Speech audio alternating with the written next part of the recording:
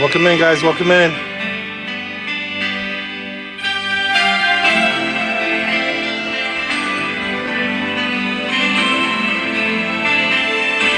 Welcome in, guys. Welcome in. We're going to be starting the interview soon. Share the live.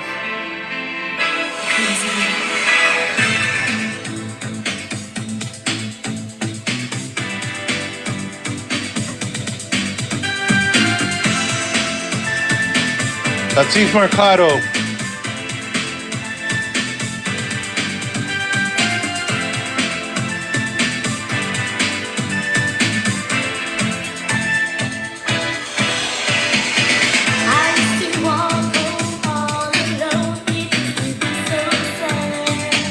So sharing the live.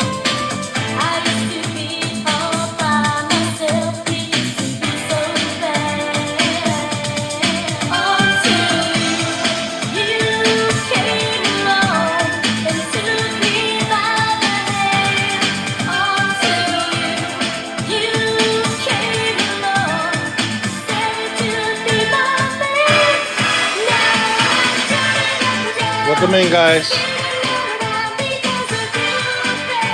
Don't mind me as I'm here sharing the live.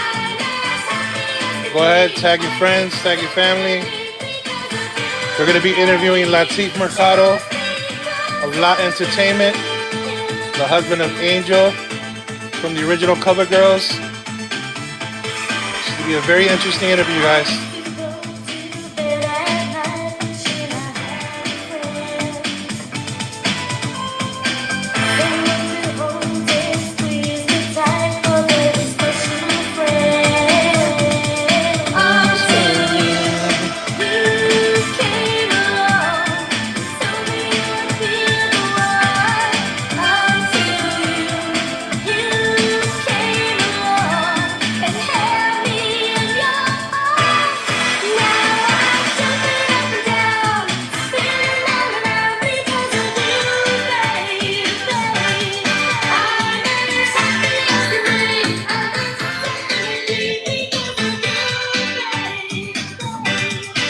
Hola, Harasha.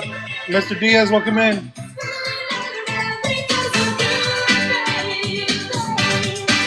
Lovely Liz, welcome in. Hashtag La Entertainment. Hashtag Latif Mercado. Share the live, guys. We're going to be interviewing shortly.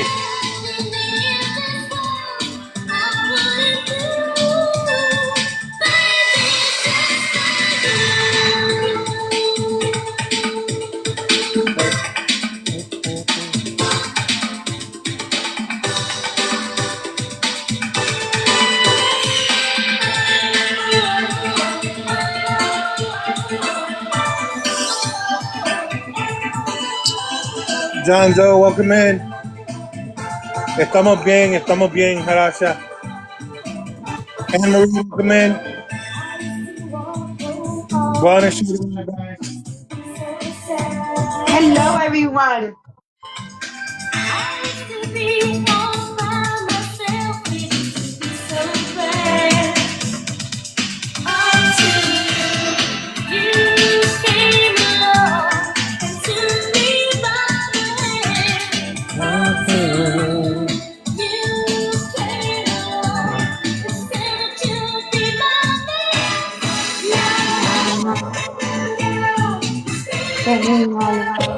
No vamos a permitir a nadie subirlo hoy. Not yet, no. Todavía no. Hello. I'm trying to.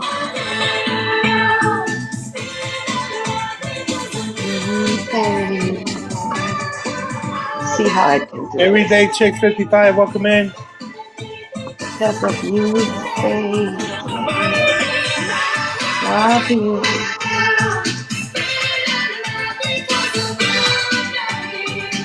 Welcome in, Star. Bruni, have you shared the live one? I'm trying to yeah, let me just share it right now.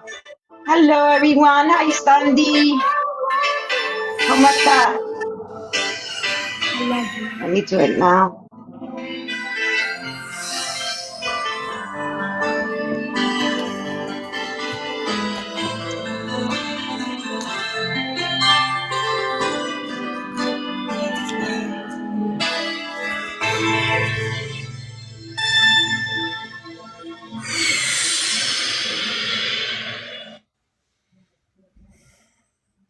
John Doe 29119, welcome in.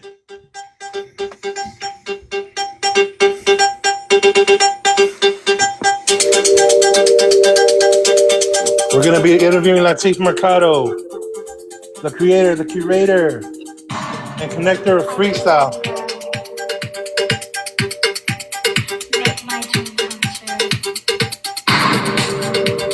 Fred, welcome in. We're gonna be starting in a few minutes, you guys.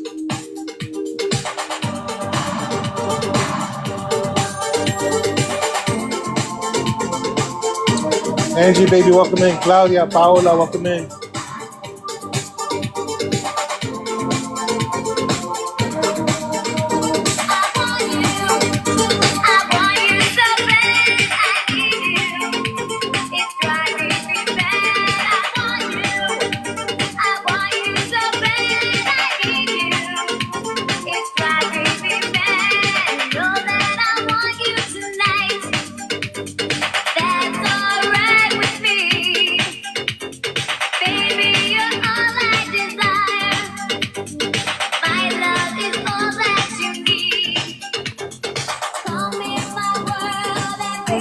Bienvenidos a todos.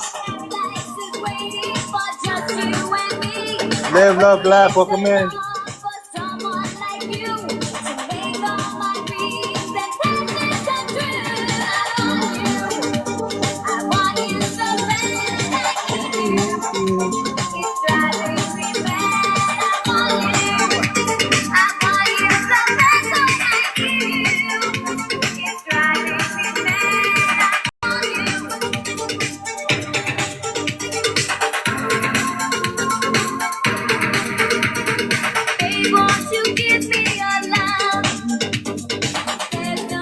Welcome in, Santana, welcome in. Go on and share the live, guys. Wow. Hello, hello. Welcome, welcome. Hi, Cynthia. Welcome, Santana.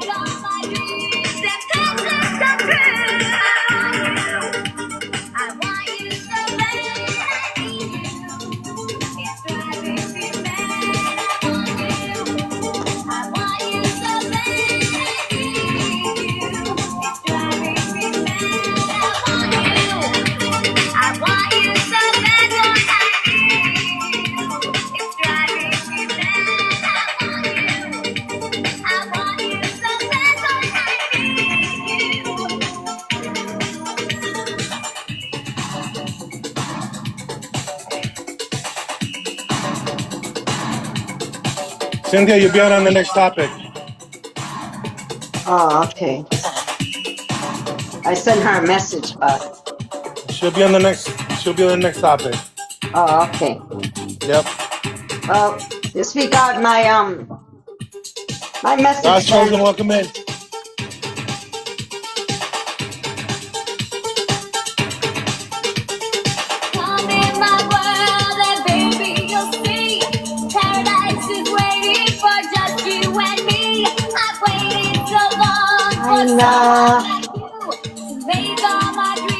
Hello.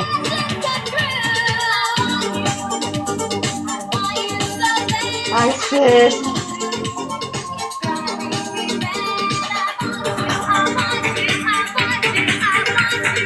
There we go. There it goes. It's good enough for now.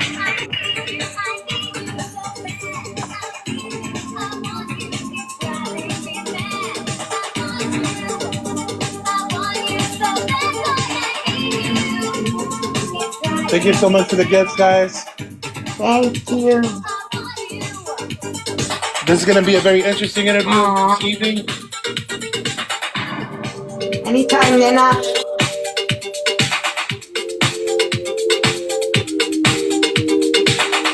Beth, Mama, welcome in.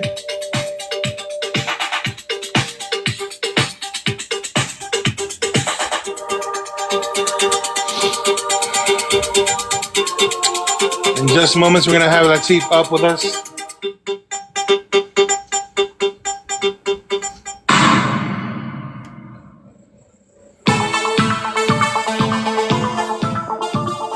Beth, welcome in. Share the life forward, you guys.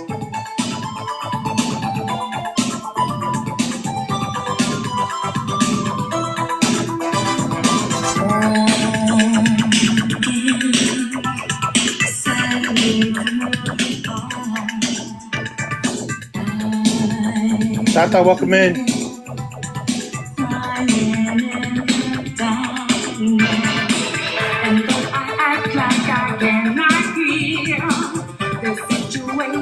Is very clear. Although he's trying to tell her that the time has come that they say goodbye. And so tears Latif.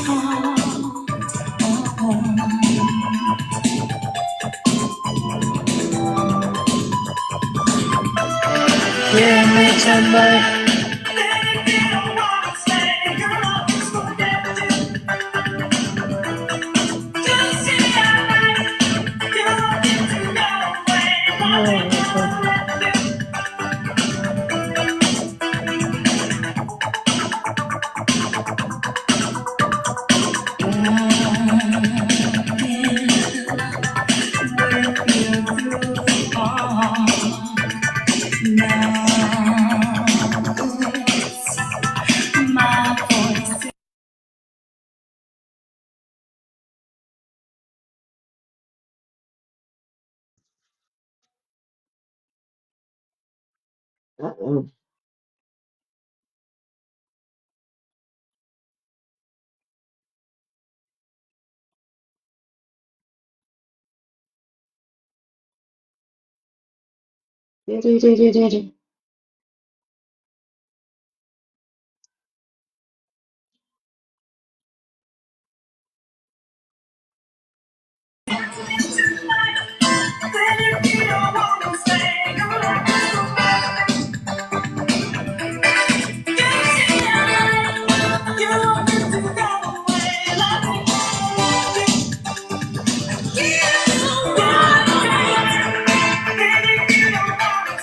Welcome in, everybody. Welcome in.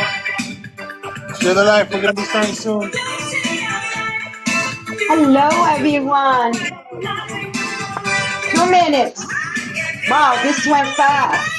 Hi, Coach Corey. Looks like We're I don't have a refraining shirt anybody on. from coming up to the panels at the moment.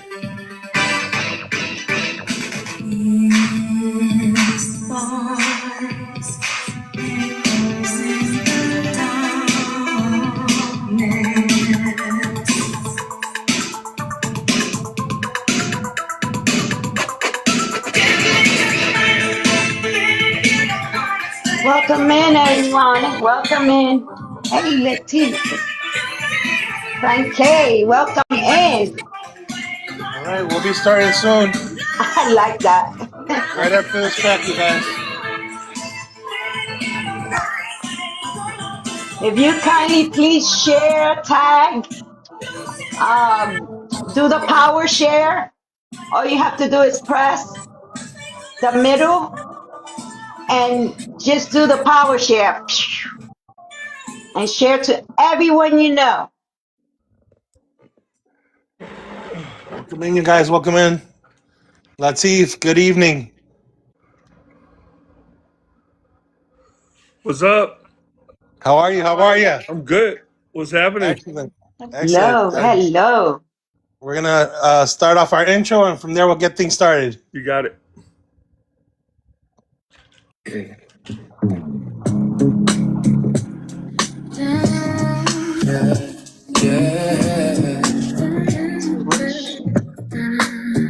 Welcome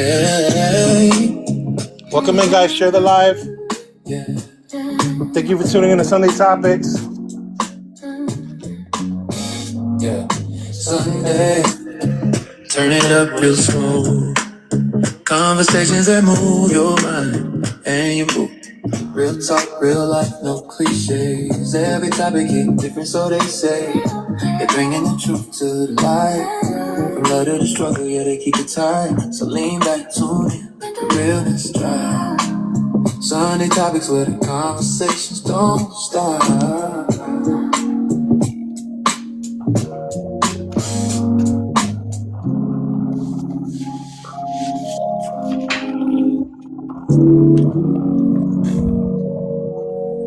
Just hold down on your screen.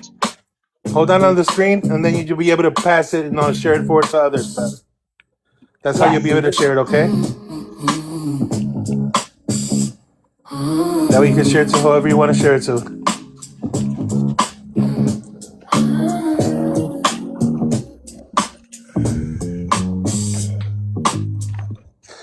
Good evening, everyone, and welcome back to another powerful edition of Sunday Topics, where we highlight the trailblazers, the innovators, the culture shifters shaping today's world. Tonight's episode is one I've been waiting to bring to the forefront. A conversation with a man who just doesn't enter the freestyle music industry. He helped define it, expand it, protect it, and push it into the modern era. He's a creator who built visions from scratch, a curator who preserves the culture with intentions and passion, and a connector who brings artists, fans, brands, promoters, and generations. Ladies and gentlemen, tonight we honor a man who turned freestyle music from nostalgia into a movement that breathes, grows, and evolves. A man whose work extends beyond stages and studios into storytelling, literature, and mentorship and business innovation. From La Entertainment, one of the most active booking agencies in the genre, to managing legends like Little Susie, the Cover Girls, Angel, the original Cover Girl, Shannon, Sharon Masarin, Shauna, and among others, to writing 13 books with number 14 on the way, to running the biggest online store dedicated to freestyle-inspired apparel, to releasing the first fragrance ever dedicated to the genre, to creating platforms, conversations, and opportunities where none existed before. Tonight's guest is not a pillar of freestyle community. He is the creator, the curator, and connector. He is Latif Mercado. So settle in, look in, and get ready because tonight's conversation is more than an interview. It's a deep dive into a journey of a man who took the genre he loved and helped reshape its future. Latif Mercado, welcome to Thank Sunday you. Hey, Topics. Love it. Thank you, welcome. man. I love that. Thank you. Both of you. Thank you Yes. so. First of all, I wanna say thank you for allowing this interview to take place. Absolutely. I know that you're a gentleman that has a busy schedule, but you give us the opportunity for this platform to hear your journey and to be able to receive and observe from your knowledge from over 30 plus years you've been in the industry of freestyle. So I thank you very, very much. Thank you. I appreciate it. My pleasure. Thank you. Not going to Excellent. say much because Benny said it all. Okay. He Thank did. He you. did. So thank Yeah. you. So Thank I you appreciate very it. much. Thank you, thank you. guys. So collectively, well, first of all, I'm the host, Benny Gonzales, Uh huh. also freestyle artist. Yeah. Bruni is also another host. She used to be uh, also affiliated with La Mega Hartford. She was also Okay. there as well. She took part of there as well. Okay. So tonight we set it up. We set up a set of 10 questions for you this evening, Okay. and we set you up with an outro, and that'll complete our interview with you. So we're gonna get things started. Bruni, would you like to start? Sure, sure. Let's start from the beginning. The beginning. Whoa. Yes. When did freestyle music first entered your life and what made you fall in love with the culture behind it? Oh, yeah, that's going pretty far back. Yeah. So, of course, and like a lot of people had mentioned, we all got involved before it was even called freestyle. We were all trying to get into the music business. I started out wanting to be a singer. And then when rap came in, I wanted to be a rapper. I actually used to go on the road with Susie. I used to open up for her as a rapper. Really? So we did all the New York shows. I think my first one was Magic's, which was the original Chippendales. And I think I did Club B in Brooklyn with her. I might have done Palladium. I don't remember. We did Foxes. Matter of fact, I was just talking to J.I. because he was the promoter back in those days, J.I. Star. And we were just talking, I said, hey man, do you remember me going on stage with Susie and opening up for her? He goes, no. I say, yeah. So I remember that because just when I ended and I was getting off the stage, the lights went out in the whole place and I fell down the steps. So, it's not always that one always stays in my head. But wanting to write, wanting to be in the music business for as long as I can remember. I was born and raised in the Bronx, moved to Queens. So the memories that I have go way back from the Bronx. And I left the Bronx when I was about 10. And I remember even further than that, a desire for being, wanting to be in the music business. I just had this thing about it, and back in those days, there was only two entities that us New Yorkers, young Puerto Ricans in New York, that we followed. We used to follow either the Jackson 5 or we followed the Osmonds. That was pretty much it, right? We didn't really follow. My mom was, old school salsa, and and to me, though the music was cool, I grew up listening to the language was always a problem for me. And to me, those artists were a lot older, so I couldn't really connect. I couldn't connect with them. So the only other two were Jackson 5 and the Osmonds. I got a black family, I got a white family. I was neither. Right. So I kind of made a mixture between the two, Yeah. And that was my thing, and then going, as I got older, one of the first jobs I got, I was like 17 years old. I worked at 520 Madison Avenue as a porter. I did maintenance there. It was the first time I made any real money. And I used to go over to 48th Street, and I was always buying. I remember I bought a beatbox. They didn't have drum machines yet. They only had a beatbox. You press the button and they pre-recorded. When you press one button, the other button went flying out the machine across the room, and you had to go look for it. That's how that was. And then everything was connected through. I didn't know about the rest of the studio setup, so I had just like a regular guitar amp. So I used to just use a 1/4 inch from the drum machine, from the beatbox into the amp, and that was my beat there. And then of course another jack for the microphone, and that's how I started rapping. And I started doing that, and that's when I started opening up for. Well, before I even got with Lil Susie, when I was working, as I started making more money, I was able to upgrade. By that time, they had this the Yamaha RX-11, which was a more sophisticated drum machine. And this one looked really futuristic. It was flat and black with the color buttons. It was dope. And this one you could program. And I used to, now when I worked at 520 Madison, they had put me in, I'm 17 years old, out of high school. I went and I used to drive the freight elevator. We had 43 stories, right?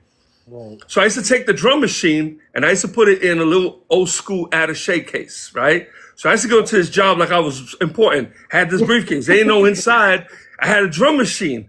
Yeah. And I had some headphones crammed up in there. And I had everything I needed. The freight elevator was, it was 46 stories. That's 520 Madison Avenue. 46 stories. I used to sit, and it was all electronic, wasn't manual, and it had an outlet. So I used to sit in that freight elevator, plug in the drum machine, throw the headphones on, and I used to make beats. And sometimes the elevator would sit there for a long time before, because the only people that would use the freight are the workers. So unless they were moving furniture or bringing, that's the only time. So most of the time I sat there doing beats. And the only people that would usually get into the elevator were the other workers, would be like the engineers. They wore the blue uniforms. We wore the beige uniforms, right? So every time the engineers came in, they would ask me, they would say, what are you doing? I would explain to them. I said, man, I'm creating beats. They're like, what do you mean? I said, listen. I would let them listen. They're like, yo, wow, So everybody was fascinated. They said, "You got to meet Tony Casal." I'm like, "Tony Casal?" I said, "Who's that?" Hey, he's got his daughter. He has a daughter that sings. So I'm thinking an old man with an older daughter, because I've been around that before, you know. So I'm like, yeah, okay, that's fine. Never met him. Then they put me in another freight elevator on the other side of the building. It was a short one, and they only worked the loading dock. And I'm there, and I had my headphones at that point. I didn't have the drum machine. I just had the headphones. And this guy comes up to me in a blue uniform. He goes, "Hey, you're the kid that does the beats in the elevator, right?" I'm like, "Yeah." He goes, What are you listening to?" I'm saying some of the tracks that I wrote. You know, I wrote and produced me rapping. He goes, "Can I hear it?" Now I didn't know this guy, Italian guy, right? A little old, about 10 years older than me. So I said, all right, let him hear my headphone. I give him my headphone, give him the Walkman. He's listening. He's like, "Yeah, it's really good. It's really good." Live one after the other, because I used to write and produce constantly, because I had it in my house. Next thing you know, he goes, "Can I hold this for a second? I'll be right back." I said, "Yeah, that's fine." I didn't know this guy, but he had a blue uniform. I didn't think he was going to rob me. So I let him go. The problem is he didn't come back till I didn't see him like all day. So I was freaking out. I was like, "Yo, man, like, who's this guy?" This guy walked away with my headphones, you know, with my Walkman. So finally I run into him. I've got a little bit of an attitude. I'm like, "Hey, man, can I get my shit, man?" Like, you know? So he goes, "Oh, man." He goes, "It's pretty good, man." He goes, and we were right by the locker room. So it was the end of the day. I had to change. He had to change. We had two different locker rooms.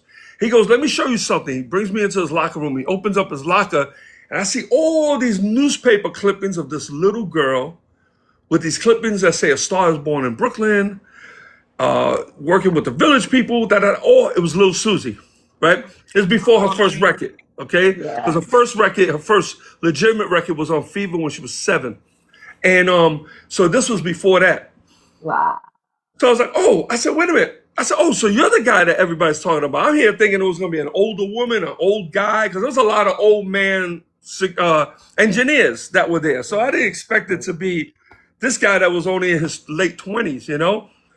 So we got to know each other, and he loved the stuff. And he says, "Listen," he goes, "why don't you come? We're having her 5th birthday party in Studio 54. Now, I had never been to Studio 54. I said, "Yeah, okay." And I went all by myself. I remember going there, and it was Lil Susie's birthday party in Studio 54, a 5th birthday party hosted by the Village People. Now, remember, this is before any records. She was already a New York City novelty, you know? She did all the clubs because her dad was a bouncer. He had a lot of connections everywhere. So he was able to put her anywhere. And from that point on, I started to, when I saw that, I just saw this potential, and I said, "Wow, okay, here's a little gateway for me," because I'm still thinking about my career. I'm not thinking about any. I'm like, okay, I don't know what this little girl's gonna do for me, but I'm gonna get in that circle and I'm gonna do what she's doing, right? So I went in there. Within a day, I had wrote an introductory rap. Then I wrote a song called "Get Up" for her, and then I wrote a ballad, and the ballad ended up on Star Search. It was my first $500 check that I ever got, and it was on Star Search. She lost, but it was it was a big deal, you know.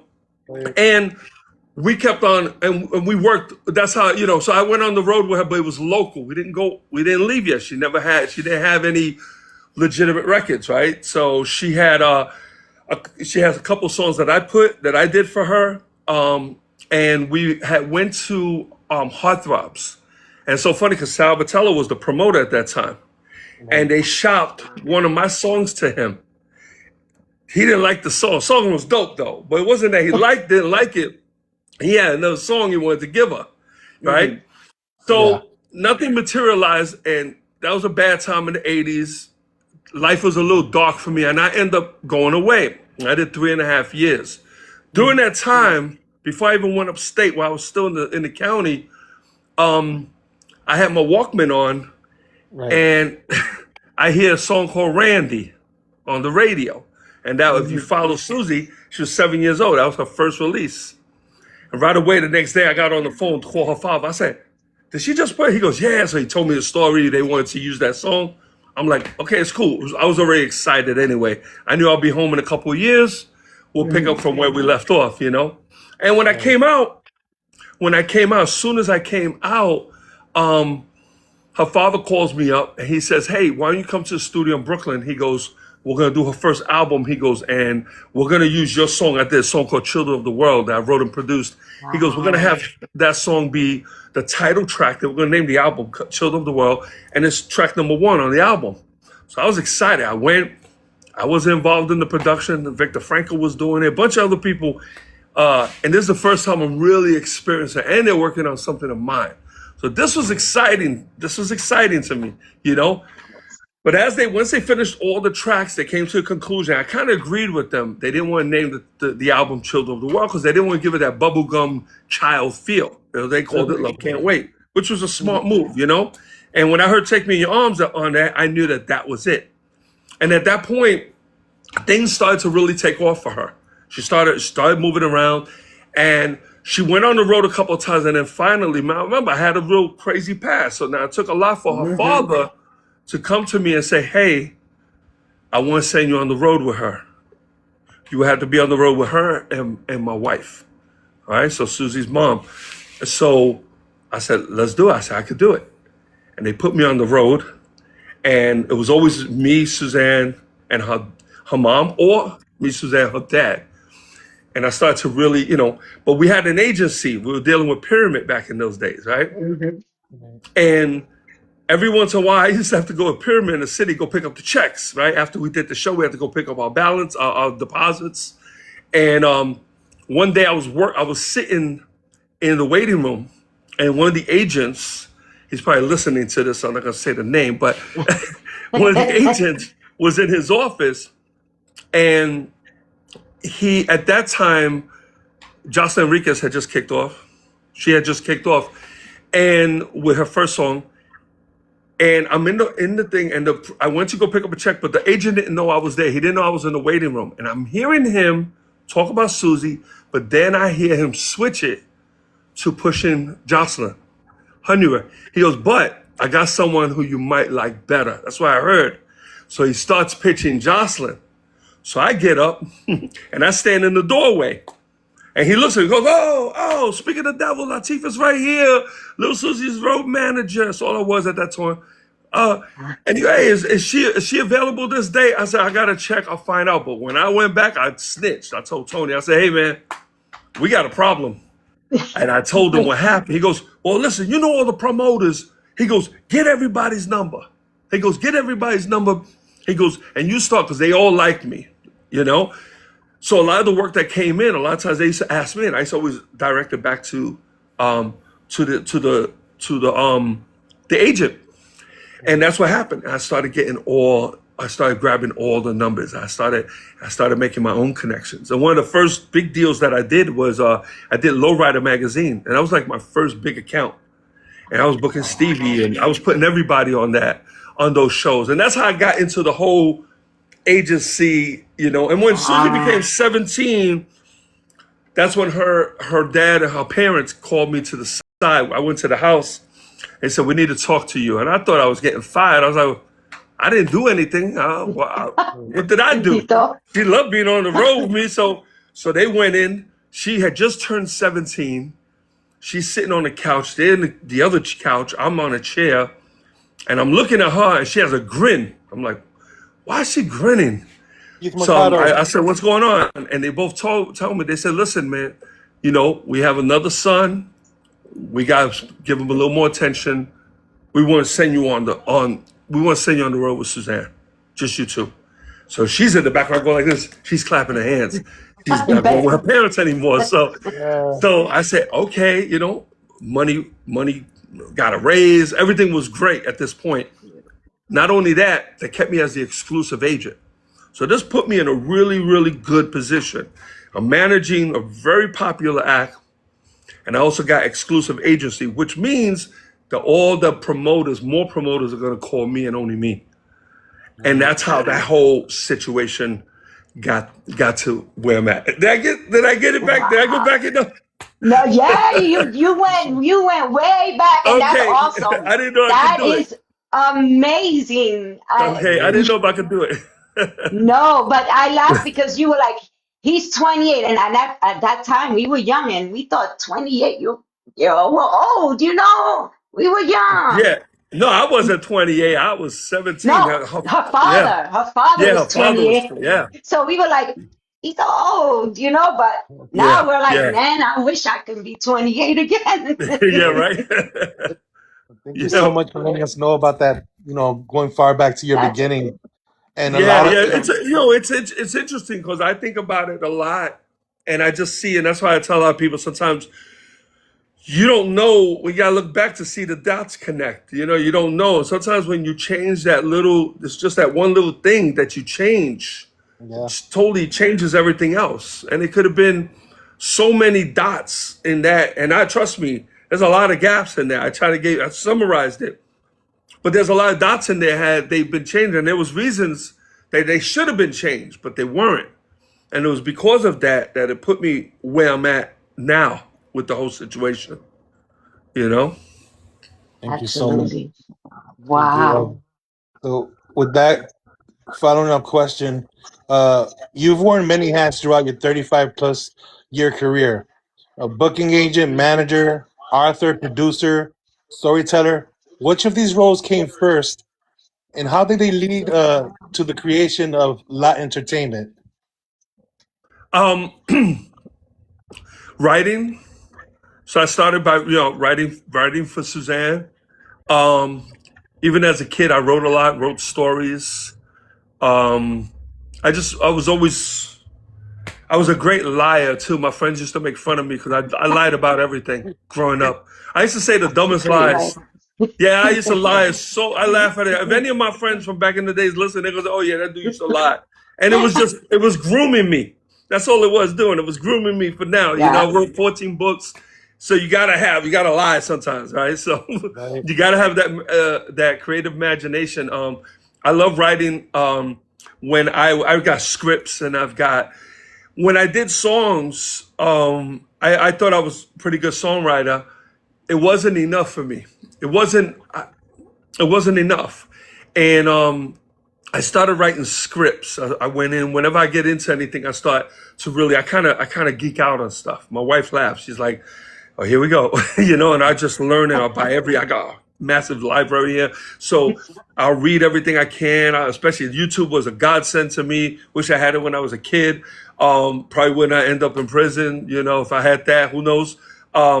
Right. But uh, just just creating you know when I started doing the scripts were short, 110, 120 pages. Wasn't enough. I wasn't getting stuff out. And when I ended up writing my first book, which was Freestyle for Life, it was actually I had bought my wife a book because she told me a story of her growing up in the Bronx. It was a crazy story. I said, man, man, you need to write that. You need to write that. So I bought her a book called How to Write Your First Novel. I bought it for her. So I ordered, came in the mail, and she's a huge reader. We're both big readers, right? But she's the type, she'll sit down and read a novel this thick overnight. Me, it'll take me a week. But I'm like a chain reader. I go from one book to the next. So constantly reading. But she'll knock stuff out in a night. And so I had this book. I said, I got this book. I want you to read it. Kind of, maybe you could take some of your stuff and get into it. She go, okay, as soon as I finish those, on her night table, she had like 3 big books. So I said, okay, that's going to be about a week. But it was taking a little bit longer. And every time I went in there and I went into my room, I would see the book on the table. And I was like, when you gonna get to that book? You need to get on that book. Yeah, I'm still working on these. And then one day I kind of laid down and I grabbed that book. It was a small book. I still got it here somewhere. And I started to read that book and I basically finished it that night. The next morning, it inspired me. The next morning, I started Freestyle for Life, wow. And that's when, and I spent and I used to just geek out writing this stuff. And then she would read, she used to love. So she's really big, very huge cheerleader for me. She picks up everything I have. She'll read it. She'll break it down. We'll sit down and have lunch and we'll talk about it. And then when I finished the book, I took the book. It was all, it was a manuscript, and I put it away. And we were talking. She goes, I said, yeah, I think I'm going to try this. I'm going to start this new book, this new story. She goes, wait a minute. She goes, what about the other one? I'm like, I finished it. She said, so what are you going to do with it? I said, I don't know. I said, I'm not going to do anything. I finished it. That's it. And we'll start a new one because you got to publish it. You got to do something with it. And that's when I dived into trying. I got with a publisher, and that did not work. I had to get the rights back, and then I went self-published through Amazon, and that worked out well. And I said, no, I don't want just an ebook. I want paper. I like paperback books. And I published the first book because she didn't believe I was just going to take it after all that work and just shelf it. And that's what I was going to do if she didn't push me to do it. And then once I did that whole system, I said, so I could do this again. And I started the second book. And I just kept on and kept on. And, and it was just, to me, a writing. I get up very early in the morning, I have my big cup of Bustelo. So I'm like, you ever see that meme, that frog, Kermit, he's going like this on time? Yeah. She says that's me, because I get in my zone. I put the music on, no lyrics. I put some like drum and bass or something. And I'm like, I look like that frog. I would type. I just type super fast, But yeah, so that was my thing. Was the writing. I got more into the writing, And if you don't mind me stepping back a little bit, out of all the books you've written this far, from 1 to 13, out of all those 13 books, which is let's say your favorite one of all 13? What's so funny? That's like saying how which kid do you like the best? I know. It really is, because you spend so much time. You spend so much time with it, and in order for you to really invest that amount of time, that's why I always got to write what I want to write. If somebody gives me an idea, say you got to write this, and I try writing it, I'm not gonna finish it. And I like to finish anything I start. But Freestyle for Life, the first book, is very parallel to my life, because it goes into my desires growing up. It goes into prison. There's a lot of real situations in there. Some of them I downplayed because I knew family was going to be reading. And some of them I made a little bit more excitement for readers, but they're very parallel. Can't sleep on anything I write in there. And the fact that I finished it was a huge accomplishment, a huge task. Everybody wants to write a book. It's not easy. It really isn't. It's really difficult, and it takes a certain amount of discipline. You got to kind of create your own system, because if you don't create your own system, you can literally get lost. It's like walking in the forest and trying to find your way out. You got to be able to pull back and see everything from a distance. That's the only way you're going to be able to map it out. Because once you lose that map, once you lose that path, so you can't really, write a book halfway and then leave it for, a few months and then come back. You're going to forget where you're at. You can take it to the end and then put it away and then come back and do a second draft. You can do that because you're going to start from the beginning, but you can't pick up from the middle. You're going to lose the momentum. And then I got Freestyle, which you guys know has Susie on the cover as a vampire. And that was an interesting story because that one is very similar to Her and I on the Road. So if you ever read that book, it's basically the manager and his artists, and they're on the road, and they travel during the day and they perform at night. And it's kind of, and I used to always say, man, we live like vampires. We're like vampires, you know what I mean? Like, I try, people say, oh man, you're so lucky. You've been all over the country. I'm like, yeah, but I see it at night. Like I fly in, I'm exhausted. I get to the hotel, I eat, I take a nap. By the time I get up, it's dark. We're going to go do the show, and we're going to come back, and then we have a flight 6:30 in the morning. It's usually still dark. I don't see anything. So, so that book, and then Yes, Yes, Y'all, which is 3 parts. Yeah. That book was supposed to be one book, and I got so into it. So a typical book for me is 100,000 words. That's a typical book. Freestyle for Life, Freestyle. Right. When I started writing Yes, Yes, Y'all, that goes kind of deep. Again, parallel, because I wanted to be a rapper, and I was Puerto Rican trying to get a rapping deal. It was almost unheard of in the 80s, right? They looked at me like I was crazy, and people wanted to buy my raps, and I wouldn't sell them. I wanted to do them, right? So I had talk about that. So Yes, Yes, Y'all. So if you look at the 3 covers, there's one of the guys has a Kango. You see the second one, he looks kind of like bugged out. It's the same guy. Then you see him at the end, he's more as an executive. So if you look at those 3, that's what they mean. But when I wrote that book, it should have been 100,000 words. I couldn't stop writing. When I finished, it was over 300,000 words. I told Wow. Angel, I have an idea. I said, I'm gonna publish this book as a whole book. It's gonna be like the War and Peace. It's like a 400 Wow. page book. And she said, "Why are you gonna do that? That's dumb.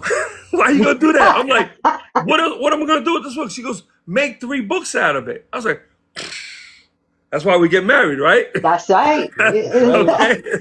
Right. So so I said, okay, but now I gotta find where I'm gonna cut. How I'm gonna cut these, you know? So I actually literally counted the pages and I split the pages in 3. I divided them. Then I read them, and it was so weird that they basically fell at a perfect spot where I could end that one and start the next one. And it worked out. And that happened. I wrote that during COVID. While everybody else was bugging out, I did 2 things. I did 100 TikTok videos, and I wrote 3 books. That's what I did during COVID, you know?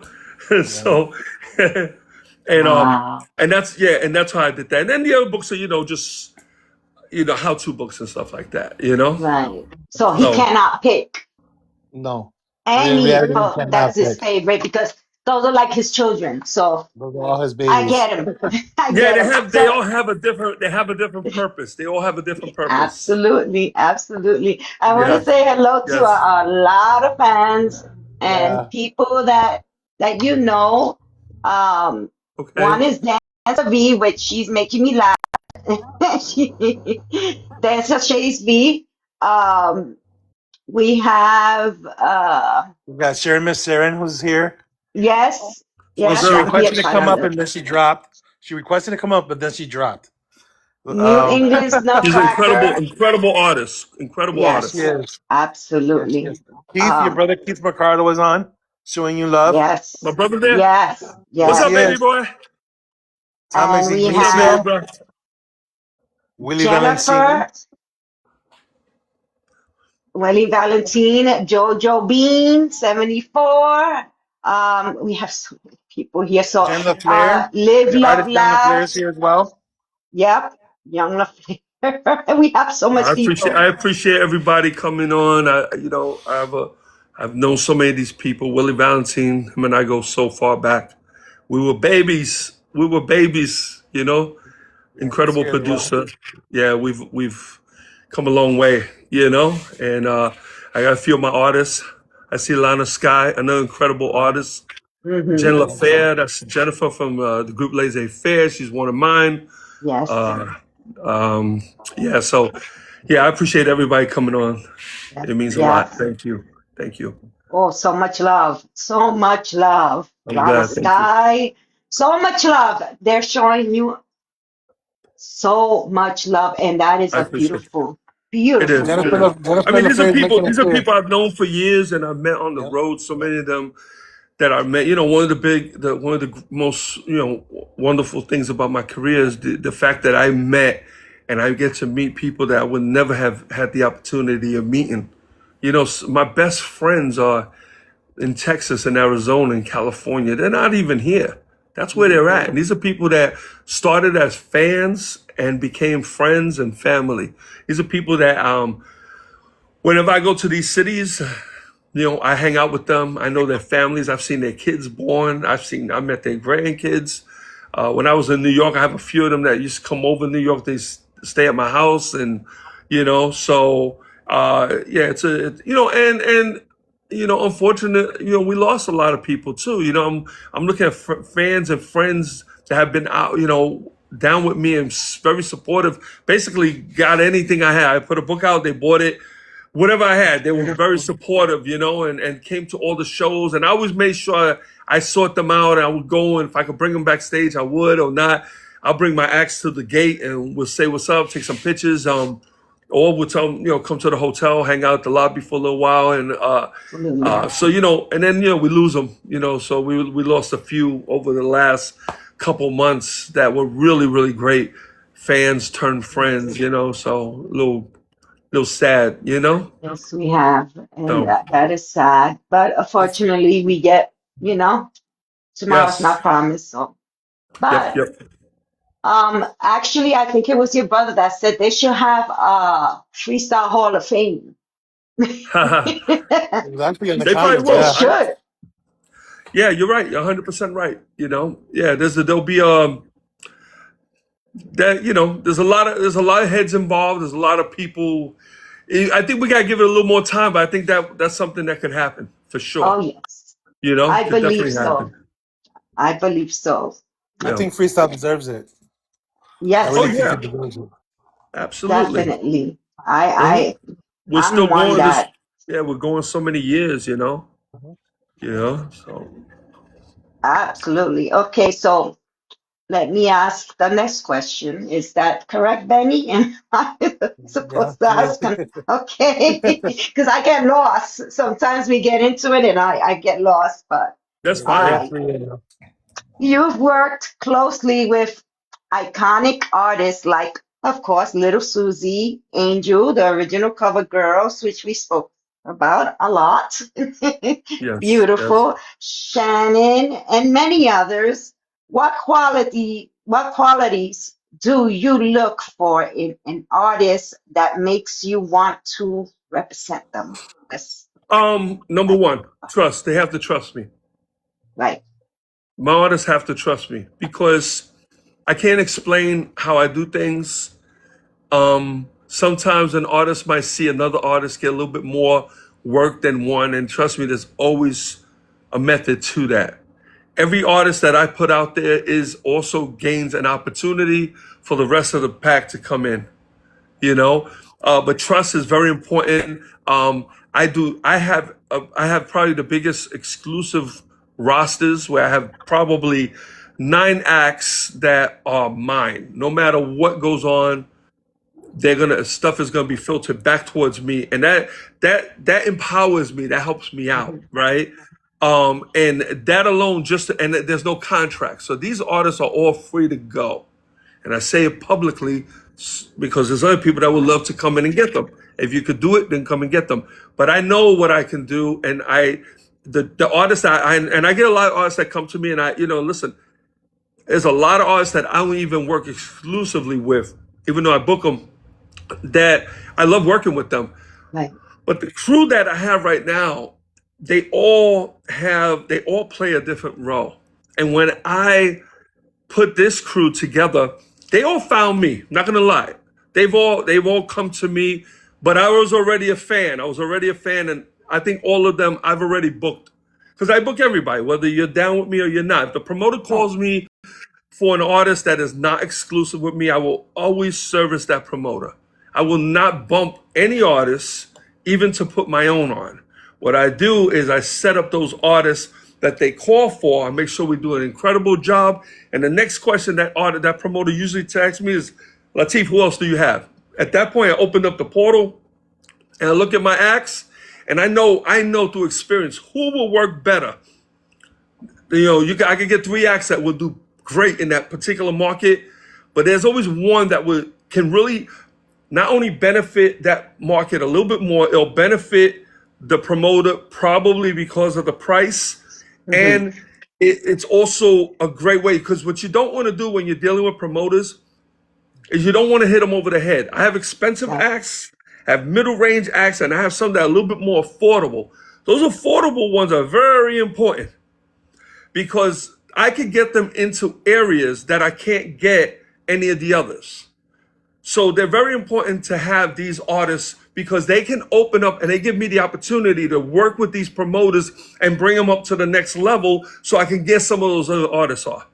So it's very important. So I don't need a whole bunch of, $100,000 acts. I don't need that because I can't. They only book one for me. You know what I mean? So I need to have those little middle of the row and the low ones so I can bring them in.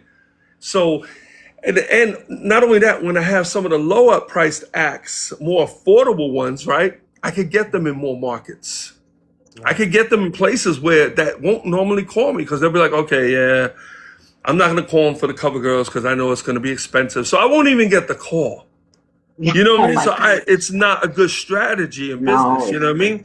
But when I have some of these other acts, and trust me, nobody's dirt cheap. Everybody's got and I know the value, and I know what the market will bear. And that's another thing. Part of the trust is a lot of times when I talk to the acts, they consult with me about their fees and and I have a good relationship with promoters. and I understand them. I understand we talk. Sometimes they call me, and I know where they're at mentally. And it's not always about, oh, well, we got to go and try to get the most we can to buy. That's not how you're going to do it. That's not the strategy there. You know, the whole thing is that the promoters got to win. We got to let the promoters win. Not that they're getting the dirt cheap price. That's not that. Right. We can't always, I've seen agents, other agents that have taken, and they're great salesmen, and they will put an act that, in my opinion, will be too big and too expensive as an initial act with a particular promoter. You know what happens? The promoter loses. And you know what happens when the promoter loses? They don't do this shit no more. They're done. They're out. And none of us win at that point. I have artists that come to me and say, hey, I'm really thinking about Stevie B. I'm like, hold up. I love Stevie. I book him all the time. But I know might break the bank. And they might not be prepared to handle that. So let's do this. Let me get you 3 acts. That'll be a little cheaper. And let's get the ball and let's work our way up to Stevie. Stevie would appreciate that also, because now he's gonna be able to do a nice venue, one that's the production is tight. Because a lot of the smaller promoters, when they're just starting out, there's a lot of stuff that they don't know, and they can't bring that production. It's too expensive. So, and it's important for them to have a good production, so the sound, everything is good. So we got to kind of work it slowly. It works on both ends, and that's one of the reasons why I say you always have to trust me. Sometimes I can't sit there and explain what I do and how I do it and why. But it's just what I've learned doing this, you know, talking to promoters. And I deal with a lot of new promoters. A lot of new promoters coming on for the first time. I take them by the hand and I walk them through and I tell them, listen, text me. And they feel bad. They're like, oh, I'm sorry, man. I'm like calling you every hour. I'm like, I'm in the business for that. Call me, text me. Tell me, and I'll walk them through it, all the way through it. And the ones that, you know, not saying I know it all, it's just experience. I'm not saying I just experience, you know? And sometimes they want to do things their way. And I've seen that too. And I'll be like, oh, you could do that. Like, I'm not trying to, you know, some people have an ego, so I don't want to bash them and say, well, that's kind of stupid. Don't do that. Though I should be saying that, I don't. I just tell them, well, instead of doing it like that, why don't you do it like this? And sometimes they don't get it and they do it their way. And you know what? You never see them again. They're done. They're out of business. They lost too much money. They broke up with their wife left them, or their husband left them. You know, it's because a lot of them when if they're running for their first time promoting an event, they want to aim high, like they want to hit they want to be able to book the highest paying artist first. Can't do no, that. you know what it is? I'll tell you I'll go even deeper than that. You know what it really is? They're fans, right? So if I go to any promoter or anybody that calls me, and every single day I get a new person who's just thinking, oh, I always had this idea. I went to a show and I saw the show and I said, yeah, you know what? I looked around and said, I could do that. I could do that. So one of the first things I do is I ask the promoters when they first call me is, because I have a huge roster. Besides my exclusives, I have about another, 60 artists. So the first thing I tell the promoters, I said, do me a favor and text me your wish list. Just give me 5. The 5 acts that you would like to. And you know what? They're always 5 of the most expensive acts. Okay? And it's the same 5 or 8 that everybody else is asking. And I get it, you know? And there's people that will try to cater to that. They'll try to, okay, well, let me, you know, we could do this. And then now they're going back to the artists, trying to get them to lower their price. It becomes a problem. That's not how to do it. And I say, okay, cool. We can't, and I'll tell them the prices and I'll tell them what we're going to look at. I said, so this is what I'm looking at. And just by seeing who they're looking for, I kind of get an idea. It's almost like an algorithm. Because you pick these 5, I could probably pick another 5 that you would be a fan of. You know what I mean? So I'm able to go and present something else, you know? And of course, I got to look at what's the size of your venue? What kind of tickets? Okay, do we have to fly these? Okay, remember, you got to fly. Flights are expensive. So we're going from East Coast. We do a lot of West Coast. We're probably looking at about $600 to $700 per ticket round trip. And hotels got to be decent. So we're probably looking at about another $400 per room. All right. And then the fee. Okay. And then if you need ground transportation, a couple $100 there too. you know. Right. So it could really get pricey, and then they got to rent the place and whatever their deal is with the venue. You know, they have different, you know, different club owners. They work different deals out with different promoters. You know, so we got to keep all of that in mind. So that's usually when they want certain artists, is because they're approaching this as fans. Hey, I was at a club. Why were you in the club? Because you're a fan. Now you got this bright idea of trying to do it yourself, and you could do it. I could show you, but you got to get rid of the fan shit first. Mm-hmm. And let's get realistic, and let me show you what needs to be done and how we can do it. You know, and sometimes that first artist isn't even if it's a lower price, or so even if it's compatible with one of my acts, sometimes one of my acts are not the right one to start with. Depends on where they're at, what the market is, you know? So, Right. you know, and those are the things that, you know, that's one of the things that, you know, my acts have to have. They have to have that trust and that faith in me. You know, listen, I've been with Little Susie since she was a little girl. She never questioned anything I've done. Cover girls, they never question anything I've done. Angel, never question. Shannon, they don't, actually, nobody questions what I do. They don't question. I think I might have had one or two in the past, but they're not with me anymore. They don't trust me. That's cool. You know, I get it. I don't want anybody, that's why I don't sign people with paper. Because if they decide that I'm not the one, I don't want to have animosity.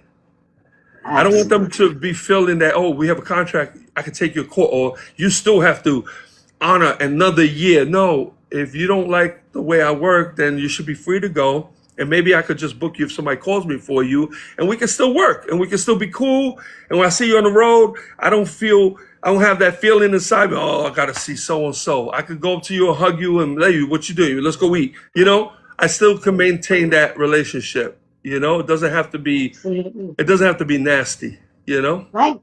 Mm-hmm. So that's my theory. Some people think I'm crazy. No, you're actually making sense, because you've been in the industry for 35 plus years, Yes. and I don't know, someone is, I mean, even though I've been in the music industry in another way, but I don't know. So Yeah. I have to go to someone like you Right. to learn Yeah. about it. And Yeah, that's I how have it is. you know, my incentive is to keep the genre going. It's not about to cash in. Anybody Right. who's worked with me for a long period of time, they know I don't have an issue doing favors.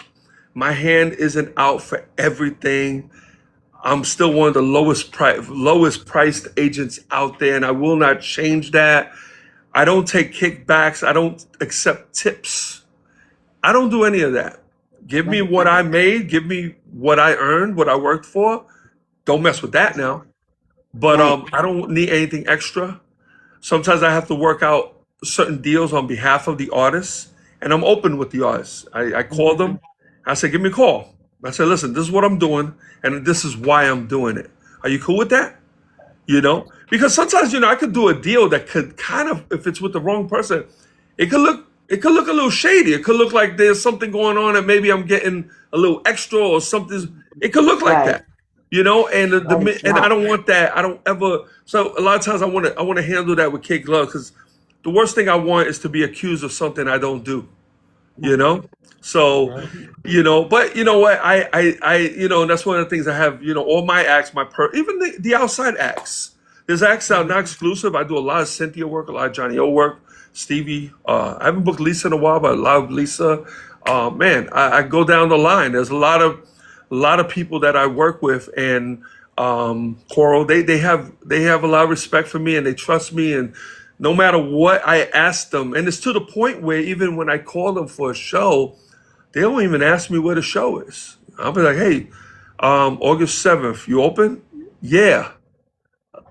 I just don't normally do it. They'll say, yeah, for what? Where? What kind? Who else is on it? Where's this at? What are they offering? I don't get those questions, because they know wherever I'm sending them, it's gonna be legit. It's gonna be right. I just need to know if you're Trust. open before I open my mouth. That's it. You know, Right. which is why I call. Absolutely. Let's say hello to Tim. Tim Spinning Schumer. Shoma, that's my boy. Shomer. I'm I sorry. love Tim. I love saying names wrong, and I know Tim since he I was just at the love it. radio. I know Tim since he had hair when he was at the radio station B96. Julie, Julie's here. I'm sorry. Julie's another incredible artist. Another incredible. Yes, she is. Charlie XO. Yeah. Um, What's up, oh my Charlie? God. I I think I missed a few For those of you that because are you just made tuned me in, laugh. this is Sunday Topics, and we're interviewing Latif of La Entertainment, Oh, the husband of the original Cover Girls Angel. And again, it's an honor to have you here with us this Thank you. evening. And believe it or not, we have a few people that are dying to come up to the panel, but we just want to get through this interview before we have anyone that wants to come up. So for now, we're just refraining from people coming up. So we're going to continue on with the interview. Okay. And the next question is La Entertainment, which I believe Stephanie, you've already answered this. I believe you already answered this, but I'm going to ask you it anyways. La Entertainment is considered one of the most active and respected booking agencies in the genre. What's the secret behind keeping the brand strong and confident over the decades? Um, trying my best to do the right thing at all times. Just I don't. If I find myself in a situation where it could somehow taint the brand, I'm out. I'm out. If it's a relationship that might be going south and I sense that, I'm out. I never want, I don't have the reputation of watch out with law, unless they don't like me, competitors, but I don't have the reputation as watch out with law entertainment, they're shady. Watch out, you won't get your money. Watch out, they'll put you in some really questionable venues. Watch out. I don't want that. So just taking my time, not being too anxious on a deal. Sometimes when money's a situation, and I've seen acts do it, I've seen promoters do it, I've seen agents do it. When money is a problem, and I'm not saying money will have it, I've been fortunate where I don't have to make a decision based on money. So none of the decisions I make are based on money. It's based on me having a peace of mind. It really is. So peace of mind for me is gold. For me to be able to go to sleep and not worry about something going on or somebody is worth. And sometimes that means me not working with certain people. Doesn't mean I have a problem with them. Doesn't mean I'm angry. Doesn't mean we're going to fight or argue. I just rather not work with you. And sometimes I'll tell them. I'm like, listen, I'm not comfortable. I just, somebody calls me, because a lot of times they'll call me. I'll send them your way. I'm talking about for artists or whatever. I'll send them your way.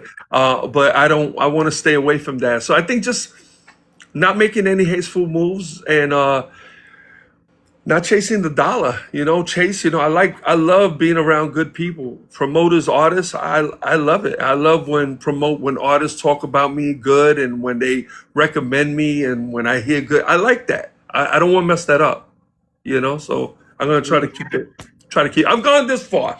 Think if I would have messed up, I would have did it years ago. I'm good now. yes, absolutely. Welcome in, Stephanie Bennett. That's the one I forgot to say. And everyone else that came in, thank you. We're interviewing Nope. Latif Mercado. Stephanie's the dope artist, another dope artist. And Yes, matter of fact, I got her. I think she's doing my May 10th in El Paso.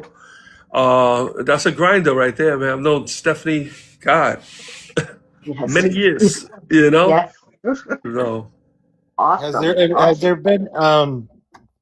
been any time during your career where you felt in a position feeling very uncomfortable working for a certain artist? Obviously you don't have to name the artist, of course, but by experience.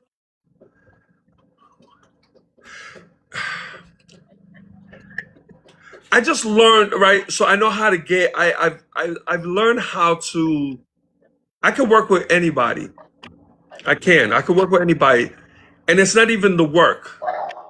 I can work with you and not really care much for you. If I don't trust you, that's different. I might not want to work with you. Um, Either that or I need to make sure my contract is tight, right? And also give you a little side note. Hey, listen, I'm putting you on the show. Don't mess up, you know. But you know, no. You know what? We're fortunate with freestyle. Um, people, they can hear all they want to hear. Uh, we really do have some gracious artists. We really do. Yes. And listen, everybody's hustling. Everybody's doing their thing. And people might take, well, this one, he's all full of himself. Well, yeah, all artists are full of themselves. They have to be. They have to be. That's what their career Absolutely. is based on. They cannot expect everyone to be full of them unless they're full of themselves. So that's important. But nah, I mean, I could go to any venue, anywhere in this country. The shows I got coming on, some of the biggest concerts in freestyle, each one has 10 to 13 acts and their dancers and their managers and their road managers and their DJs. And you know what? I'll see all of them and they'll come up to me. I'll go up to them, I'll hug them. And I'm grateful too because I have a wife that's very much like me. Her and I are the same. We look forward to seeing people. But then we have our time, when I'm with the cover girls, we hang out, we do that. But then it's, cover girl time. We go eat. It's just us. We get a chance to unwind and talk and do what we got to do. So, but no, I'm very, very fortunate and I'm proud of the genre. I'm proud of the artists and everything that they're doing. They're all hustling. Look at the guys, look at the girls. Everybody's looking pretty good. We're getting old and everybody's looking pretty good and their shows are really getting tight. If you look at them, Oh, yeah. and they're all unique. People say, you look at Johnny's show, you look at George's show, you look at TK's show, Cover Girl. Everybody's unique. It's and that's the stuff that I look at when I see these shows. I look at what they are. Somebody say, "Oh man, look at the way he danced. What's wrong with him now?" That's him, and that's what makes him so dope, and that's what makes him so unique. Yes. Because you tend to, well, I don't know how people like him. You can not like him all you want. He's doing shows all over the country. He's getting paid. Somebody likes him, Absolutely. That's right. Yeah. But I appreciate all of them. They know that because I've told them. I love them.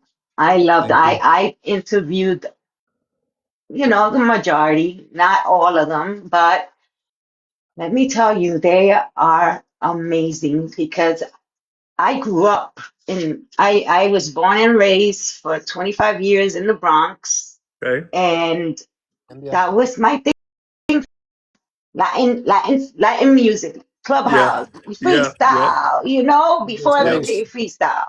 And I know how much it means to all these artists to be Yeah. able, after it was 20 years, to come out and brand Yes. out again. Yes. Beautiful, I mean, beautiful that's the beauty things. of it. More so the music. I'm never going to profess to be. Sometimes people call me, "Hey, La, this song," and they'll sing me a hook, and they'll say, "Who sang that?" And I don't know. I got to get on the phone with one of my DJs. yo, I'll sing the song back. What's the name of the song? I'll go back. Hey, is this one? I don't know I where know. where my focus and let me see where admiration lies with the genre. The talent and the artists and the songs, that goes without question, is the business of it. See, people don't realize this. It's the business of it. You got some people, everybody's fighting for chump change. Sorry, buddy, it's not chump change. Trust me. The money's pretty significant for a lot of the acts, but the structure, you talk about, you got a bunch of Latinos from New York. And of course, all my California and Florida fans are going to hit me up for that. But I'm from New York. I'm from the Bronx also. So I remember the young kids growing up, right? And all of a sudden, this thing became something. It became something. People thought it was just a phase. Obviously, it wasn't. this thing has not only kept going. It's allowed a lot of us to live pretty comfortably. Mm-hmm. Okay, listen, I have kids. I have 4 grandkids here as well. Grandkids a little bit. My kids were never into freestyle. Most of the kids are not, right? Even the artist kids, they're not, right? And my son will come sometimes. He'll make fun. Yeah, Papa. So I said, bro, listen, man. Those sneakers you bought, freestyle money. Those pants, freestyle. That toilet paper, freestyle money. Okay, that trip we just took, that food we just went to that restaurant, that's free. What Your mic is happened? muted. Your mic is muted. Your mic is muted. Yeah. There Can you hear you me? There you go. go. I don't know how that happened. For some reason, I don't know what happened. It just popped up. Yeah. So, Go ahead. but yeah, so I was always a fan. I was a fan of the machine. Yeah. Think about what we did. Think about this. You got a bunch of kids. They wrote these songs. And they were a lot of them were in the same position we were. They were fans of the Jackson 5 or the Osmonds, and they ended up coming together and building this thing that has not only made us money, not only made them money as artists, but allowed someone like me to make a living. I mean, this thing is promoters, big promoters, the Bobby D's and the Alan Becks. They've been doing this 20 plus years for a reason. It's profitable. Mm-hmm. It's profitable, Yes, it is. So it's going. We're all getting older. I'm a big fan of some of the newer acts and the younger the better, because what's going to happen as we start to check out? Who's carrying the torch? Because even some of our newer artists, we got the Lana Sky and some of the other acts that are coming in. Mm-hmm. They're a little older also, so they're right behind us.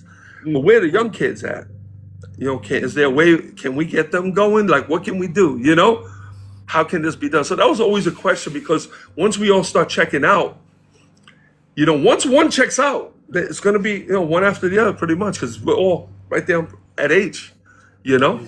Absolutely.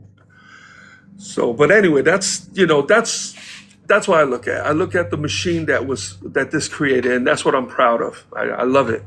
Absolutely. And I'm hoping that Lily Rose will influence younger crowd Yep. to follow her footsteps, Yes. because she has a beautiful voice, and I'm impressed Yeah. if I It's see. I mean, she has a lot of potential. I did a write up on her. I believe I think I did a vlog on her as well years ago. And she's one, but we need more, and we need more. it. We Well, need. she invited her friend over, and they made a duet, a song Yes. together. So let's see. Hopefully, people will follow her, and that's. But just like with the market now, we got how many artists? People have to just keep on, and then it's not really about the younger artists being produced by the original producers. Right. We need new producers also. We need younger producers. We need and the sound doesn't always have to be the same. People think, okay, No. with freestyle, it's got to sound like it did in the 80s. Rap doesn't. Hip hop is still hip hop. Rap is still rap. It doesn't sound anything like it did back in the 80s. Think about it. No. Right? But Right, they didn't yeah. change the name. People think if you change the sound or the style, you got to change the name. No. And you don't want to touch the name, because we need to relabel it. Don't do that. That's a kiss of death. Never do that. That's why big companies, big concerts like Freestyle Explosion use the word freestyle, freestyle festival, freestyle extravaganza. Don't leave that. Don't leave that alone. Leave it where it's at, and just build around it. Right. When And you they gotta got to change keep something in the music. They got to reinvent something in the music to make it a little different, but better. Not better, because freestyle is freestyle, but see, there's a thing with music. Music is subjective, right? Right. Like any art, right?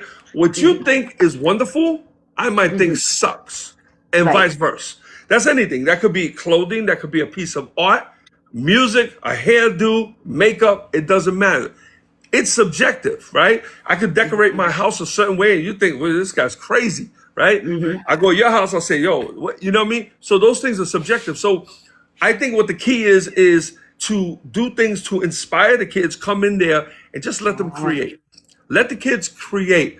And we need a lot of them to create. We need them to all come in and create and just build. That's how it's like throwing dice. Eventually something sticks. And as Right. soon as that's what happened with little Susie, right? Little Susie was a kid, right? She put everybody says, oh yeah, the Planet Rock beat. A lot of people were using it. I'm not gonna see was it, that the song stood out with her song, but listen to some of the other songs. They all had that same feel. So I wouldn't say that, it started there, but that's where it got highlighted. And everybody started following that. And people started writing tracks to that beat. And that's cool. Sometimes it worked, sometimes it didn't. But that's how it has to be. You're going to have to get more people to come on board, put out a lot of music, and hopefully something sticks. Bring in more producers, young producers. Producers should be the same age as the artists. That's what they were back in the days. The people that were producing the artists now were more or less the same age. They weren't produced by old men. Maybe a couple were. They were produced by people they were able to vibe and relate. And that's the same thing that has to continue, Absolutely. And how do we get that out there? Man, I don't know, like how can we get it to, I think more exposure with major media might help, kids more social media, where the kids might find something in there that might move them. I don't know. I don't have that answer of how we can do that. But it is a question that everybody should have on their mind, because when we're gone, we check out. There's gonna be something. It's gonna be old school. Like nobody's gonna be doing this anymore. Right. Willie said, we need to mentor these young producers. And that's Yes, something I was thinking of as well. that's a big one. Absolutely. Mentor these Yeah. young producers, Yeah. and because Yeah. they look at Yes. producers now and they're like, oh my God, so sit Yeah. next to them, just look Yes. or Yes. watch what they're Especially doing. yeah. Exactly. Yeah. Listen, those young kids could come and you teach them what to do. They could come up some really, and I think it could start from there. I don't even think it'll start with the artists. It'll probably start with the producers. When I think about after what Willie said, think about it. So you got these young kids doing the music, and also because music is gonna inspire artists to sing or whatever, So I mean that's a good thing, but that's something a lot of us need to. Some people don't care. They're like, yo, whatever. When I die, I'm out. It doesn't matter. I don't know. I kind of invested all my life into this. I like to see it keep going. Yes, absolutely.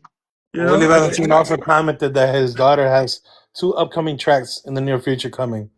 There you go. So That's beautiful. Gotta keep doing it. Yep, keep doing it. Yeah, And that's some young talented family, girls. Yeah, seeing some in her age, because I remember her when she was so young.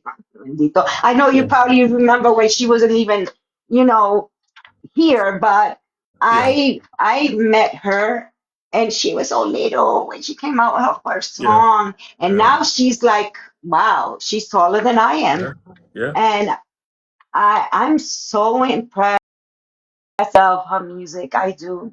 And when I was at the Mega, we debuted one of her songs. I don't know which one it was, but yeah, it was her first song, I believe, and it was beautiful. I think if more of these kids just, the singing is cool, but I think if they get behind the productions, I think that might be the foundation there to get it going. Because a lot of people did it with the songs. Oh, I wrote this great song. I have this little girl sing or this little boy sing it, and I'm going to produce it. And it's an older producer.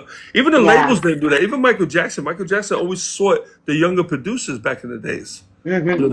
He went and had Teddy Riley working on his stuff, and some of these other younger producers that were banging back in then. That was smart, and it makes sense. And he wasn't the only one. A lot of people did that back in the days, and we should be doing the same thing. And then you take producers like Willie Valentine. He has a lot to offer, can teach a lot. Yeah, mentor them, sit them Yes. down, have Yes. them put something together. Don't guide them too much. Just tell them what needs to be done, how to work that machine. See what they That's come up it. with, because there's a good chance they're gonna come up with something that it's not gonna click with us. But we're old. You know what I'm saying? It might not click with us. Just like the kid walking down the Absolutely. street. With a certain outfit. I would never wear that. I don't know. We wouldn't, but if we were that age, we might have. Yes. Right? So so Absolutely. you gotta keep that in mind. You know. We gotta say hello to DJ Slice, Brenda Oh, K. slice. Star. Oh, okay. Hello, Those are my welcome peoples. in. Yes, I love Bre- I love absolutely. I love Brenda. I love Slice. Good people, and that's what I'm Yes, saying. You know what I'm saying? I mean, look at what Brenda's doing. Brenda's reinventing herself. yes, that's what I'm saying. You know what I'm saying? Reinvent, Yeah, reinvent yeah, yourself. yeah. Or, And that's what the artists. That's why I'm proud of a lot of the artists. I oh mean, my God, nobody could ever say anything about any of these artists to me. I'm like, listen, no, you know, I see them on the road. I absolutely. mean, they're doing their thing. You know. Yeah, Cynthia, absolutely. Cynthia's I new love track it. found a new single as well. It's really Yes, nice. So absolutely. much respect to all the legends that continue to reinvent themselves. Yeah. It's a Absolutely. blessing. Yeah, yeah, we gotta So, support them. There's always, even on yes. social media, see them, like them, support them. I wrote articles. I don't know if you guys read my newsletter, but I write about that a lot because Hmm. I'm with artists, and sometimes artists they talk to me. I deal with a lot of women. I got all women I got one male group, freestyle, and I hear with the women. I watch the comments. Some of the comments are nasty. You know what I mean? And Yes. and and they're just trying to do their thing. You know. So when us as a community, at the very least, like a picture, don't even like it, don't give it a thumbs up, hold it down and let Right. it hit the heart on it. Whenever I Absolutely. see any of them, I do it. Sometimes I don't see it because I don't. But the minute I see something, I want to support it. I think we all should. And sometimes it takes a lot. Remember I told you before. Artists can be egotistic. So sometimes it's nature. It's part of nature. That's the Hmm. arts, right? And sometimes it could be hard for one artist to to to kind of give props to another artist. It's hard. Now, I'm It's sure they true. see it deep down inside, but it's a competition, and it's not just freestyle; it's everywhere. People say, "Oh, there's a lot Everywhere. of drama in freestyle." There's no drama, man. Hip hop, they killing each other. You kidding me? They shooting each other. We don't have anything. We're good, right? It happens in every uh, uh, Yeah, genre, and it's true. If people yeah, don't see it because yeah, they're not into it, like freestyle. Everybody, the fans are in it. Everyone's in yeah. it, And we're but fortunate. it We have happens. social media. We're fortunate. We have a different relationship with our fans. We know them. A lot of the fans, we know them personally. We've met them. We know who they are. They support us. Um, so we have this vehicle, and freestyle came in that really weird spot where we transitioned over. We all remember giving away the flyers outside the club. I did it when we stood Yes, out there in the freezing cold, and just so somebody could take your flyer and throw it up in the air because they I didn't want know, it. And right? then it was I expensive, so you remember. went and you got that flyer back. That's right. So you can give it to we went from that into this, and now we Absolutely. have social media. And this is why I tell a lot of people, I'm like, use your social media. Don't sleep on Yes. it. It's free. But now it's gonna cost you some sweat, some Yes. creativity. And you gotta go hard. People say, well, I don't wanna be annoying. Anybody that doesn't want to see your stuff, they won't see it. Put your stuff out there. Push it hard. Hmm. Let people don't look for an end game. Don't look for, well, I'm gonna do this for 2 months. Nah. You Mm-mm. gotta do it Not, relentless. You gotta not only push, get that, your they stuff out there. not only that, they need to be very active on social media. Social Yeah. media is like the most biggest thing going on right now, and No, if you're not making that's yourself everything. relevant, No, it's everything. no. Yeah. And the promoters look at it. The promoter, listen, I sit here every single day and I pitch artists all day long. And sometimes when there's an artist that they're not familiar with, the first thing the promoter says, give me a second. I'm on the line and I know what they're doing. They're looking for that artist. They're taking my word for it because I'm an agent. They're like, okay, well, if he's mentioning them, maybe they're worth looking at. And they will. And I'm like, what do you, oh yeah, so this is them right here? Oh yeah, okay, I seen that art. Okay. I seen it, you know? Oh, I know that. Oh, I love that song. You know how many times I gotta sing people's songs? I gotta sing songs. Bendito. What song is that? How did it go? Give me tonight. And I gotta go, you know? I gotta sing these songs. But once I do, it clicks. They get it, you know? Yes. But, you know, they want to look for you. And it's not about, I got a million likes. That doesn't even sit anymore the way it was. Some people still kind of linger on it, but there's so many loopholes to that. So don't even get caught up in there. Just be relentless when it comes to posting. Get creative. One of the people right now that do really well is Sharon Masirin. Sharon's a freaking anybody who wants, man. She actually gives lessons. Yeah, she stays on top, but she understands the game. And let me tell you something. You know, I get calls every single day for that girl. Every single day. You know, even if it's just to inquire, and that's cool. I call that planting seeds. Okay, because everybody who calls me today, there's a good chance they're gonna come to me next year and they're gonna buy. So I make sure that, you know, I plant those seeds right. You know, there's artists now that I'm getting calls for this year that I planted last year. And I remember talking, hey, La, you remember me? We spoke last year. I said, yeah. Okay, you brought up this artist. Yeah. Are they still the same price? No, they went up a little bit, but let's make it work. You know? Yeah. So, but yeah, you know, but yes, yeah, the social media, you gotta be active. You gotta really decide what you want to use it for. Is it a personal? It's cool. People like some personal stuff. They really, you know, but if your whole page is about, you know, showing plates of food, or, you know, you're showing, you know, drama and politics, and, you know, that's not really what it's for. So you gotta think about what you're doing. Don't worry about the likes. I don't get a lot of likes either. You know, I get a lot of views. So I know people looking at it. Some people will refrain from liking it for whatever reason, but it doesn't matter to me. It doesn't matter. But I'm sure, Benny, when you want to do a little research on, there was plenty of stuff to find on me, right? Yeah, you're not gonna run. You're not gonna run my approach. I would not have made my approach if I didn't look deep into your career and what you've done over the span of 30 years. Thank you. You know, I made sure I looked into all that before even approaching you. Yeah, it's the most respectful way to do it. Well, I'm glad you do that, because sometimes, you know, I'm kind of wide. Like, there's a lot of different things, you know, and sometimes I don't know where to approach. So some people say, you know, who are you? What do you do? Can you tell us? And it's my head susses, and I'm like, okay, well, what are you looking for? You do your homework? Yeah, you know what I mean? Yeah, but you have to. Yeah, it's just I wouldn't know where to start, you know, because it's pretty parallel, you know, and I have different interests, things that I try to keep everything tied within freestyle.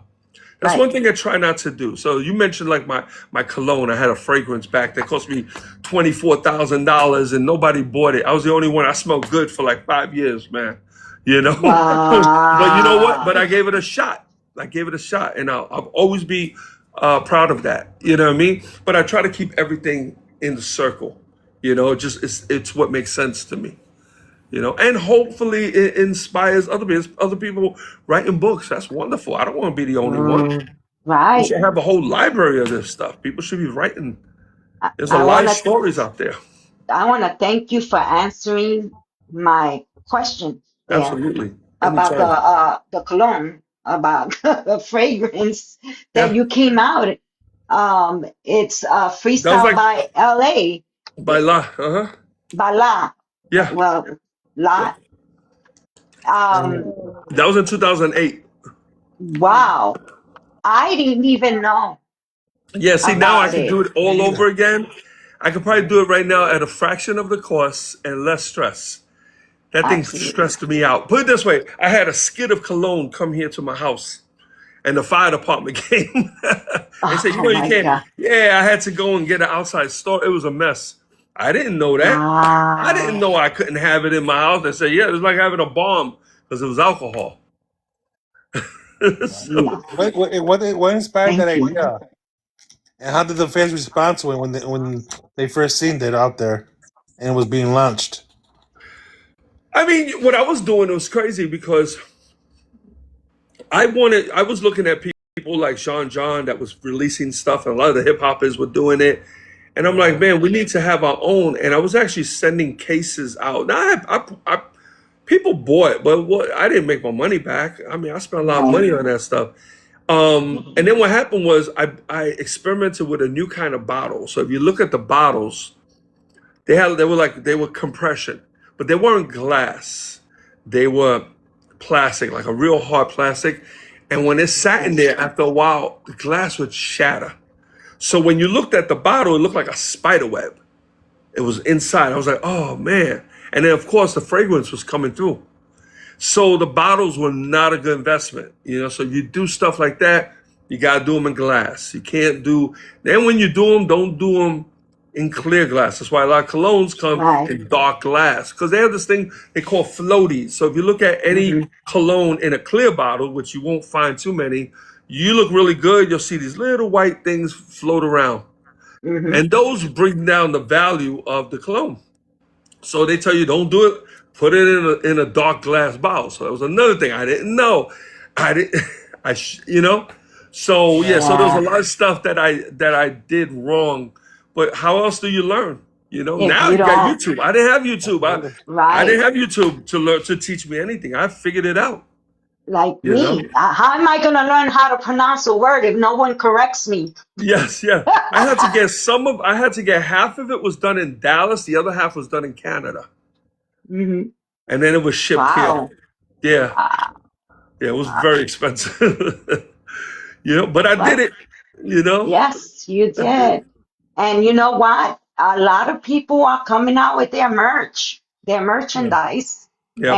and that was very brave of you to do, even though it costs a lot. Yeah, a lot of But money. And I have a wife that basically she calls me the mad scientist and she goes along with everything because whatever I do is usually beautiful. a little expensive. So, and I always Yeah. consult with her. She's not gonna tell me no, but I'm like, oh, so. But what I look for her in her is I kind of look for that push. Like, So if I tell her something, yeah, so I'm thinking about doing this, and now I already want to do it. I didn't tell her mm-hmm, I didn't go that far, but mm-mm, I already want to do it. But I'm gonna tease it. I'm thinking about doing this. It's kind of pricey. How pricey? mm-hmm. Well, like this. So why don't you just do it? Really? That's Nah, I'm not it. gonna do it. But I want to do it. But I'm telling you, nah, I want to do it because I wanted to push it. I think you should do it. What you gotta do? I'll say, really? All right. You know what? I'm gonna do That's beautiful. it. I love it when partners get together and know how Yeah. to Yeah. just push each other, She's a huge cheerleader in all that I do, and Beautiful. I'm very fortunate to have her. But she's like that with not just with me, with the whole community. She's like, it's funny. She's even with the artists on you would think my wife. She's a huge fan and a cheerleader of all the artists, especially the ones who work directly with us. I could get a call that comes in for whatever, Florida, and it could be a call for her. Could be a call for Angel Cover Girls. And she'll say, hey, I saw that call call. Who was that? I said, oh, so put together a show in Florida. Right away, what she says, oh, Nigel's there and Shannon's there. Why? I'm like, yeah, okay, cool. Yeah, I'm going to get them. Hmm. But they asked for you. You know what I'm saying? So that doesn't Yeah. even go. And I like that unselfish thing about her. Yes. Because I could have been with somebody who said, yeah, hell with that, man. Why don't you tell them to Yeah. call me? Tell them to book me. She don't care. Right. She's She beautiful. Lisa. likes to look on my calendar. I have a huge calendar here on the side. She loves to look on and say, oh, wow, look at this. You got Shannon booking, you got freestyle book, you got Shannon book, you got Nice book, you got Sharon book. She just feels good. Oh, and there's me. And then she'll go and keep on. She's But beautiful. she likes that. That's why, people, and I wish more people would understand that on how much of a cheerleader she is for the genre and how much she really roots for so many of these artists. She really, really wants artists to succeed. See, she understands that we need everybody. It's, I can't, if the cover girls were the only group out there, we would not work. They Right. won't be able to do a freestyle explosion. What, with one artist on it? We can't. I know you can't. We need these acts to come on board. It's important. The big shows are wonderful. They Yeah. kind of legitimizes the market, right? The genre. But those little clubs, those are your lifelines. That's where the blood comes from. Those are the shows that we really, really need. Those are the ones that create that one-on-one connection Chemistry. between the fans and the artists. Because if you Absolutely. go to one of our shows, Freestyle Explosion, we do the show, hundreds of feet away after the show, Yeah. girls go like this and they leave. That's all they Right. can do. You go to a smaller venue, You you can take a connect. picture, we could talk, Yes. they could tell us the story of, my kids were born to, promise me, so, we Mm-hmm. can hear all the stories, And so those connections are really, that's why I talk to a lot of the acts that have a hard time getting on the big shows. And I told them, listen, you could get on there at first, but I said, but take advantage of these smaller shows that you're able to really, really connect and you can really make a good living. I said, because the big acts cannot do those small shows. They're too expensive. It's too much. Absolutely. So, you know what I mean? So it's a trade-off. Now, if you're looking at just money, then I can understand. Okay, well, yeah, with the money, okay, well, whatever. But understand also that when we do these big shows, we have a big lockout. Our lockouts are like 120 days, 120 miles. Like, so if I do San Antonio, I basically can't do San Antonio for another 4 months.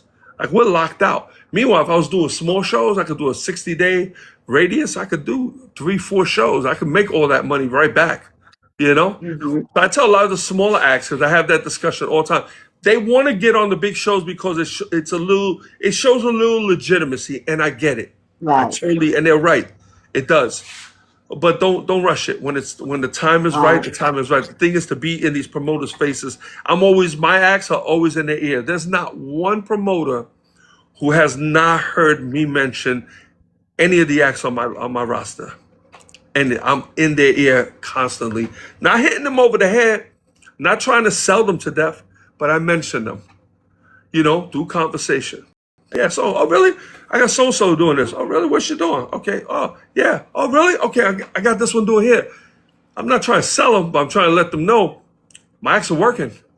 Yes. You might want to get on board, you know? Absolutely. Absolutely. The acts that work. So that's why Yeah. people say, oh, it's always the same 10 acts. Yeah, it is, because promoters are not in the business of experimenting. Right. They want to sell tickets. Not saying that the others can't sell tickets, they could, but sometimes the artists and the promoters don't want to experiment. Mm-hmm. That's not what they're trying to do. They don't want to experiment. They Sure. don't want to take a chance. It's their money. We all want a short thing when you know what I'm saying? It We don't want is. to buy a It, box of donuts and we open it. Oh, maybe there's donuts in this box. Maybe there's not. No, I there know. better be some donuts in that box when we open it. And a lot, So I notice a lot, they want to do these big concerts, but they don't do the numbers.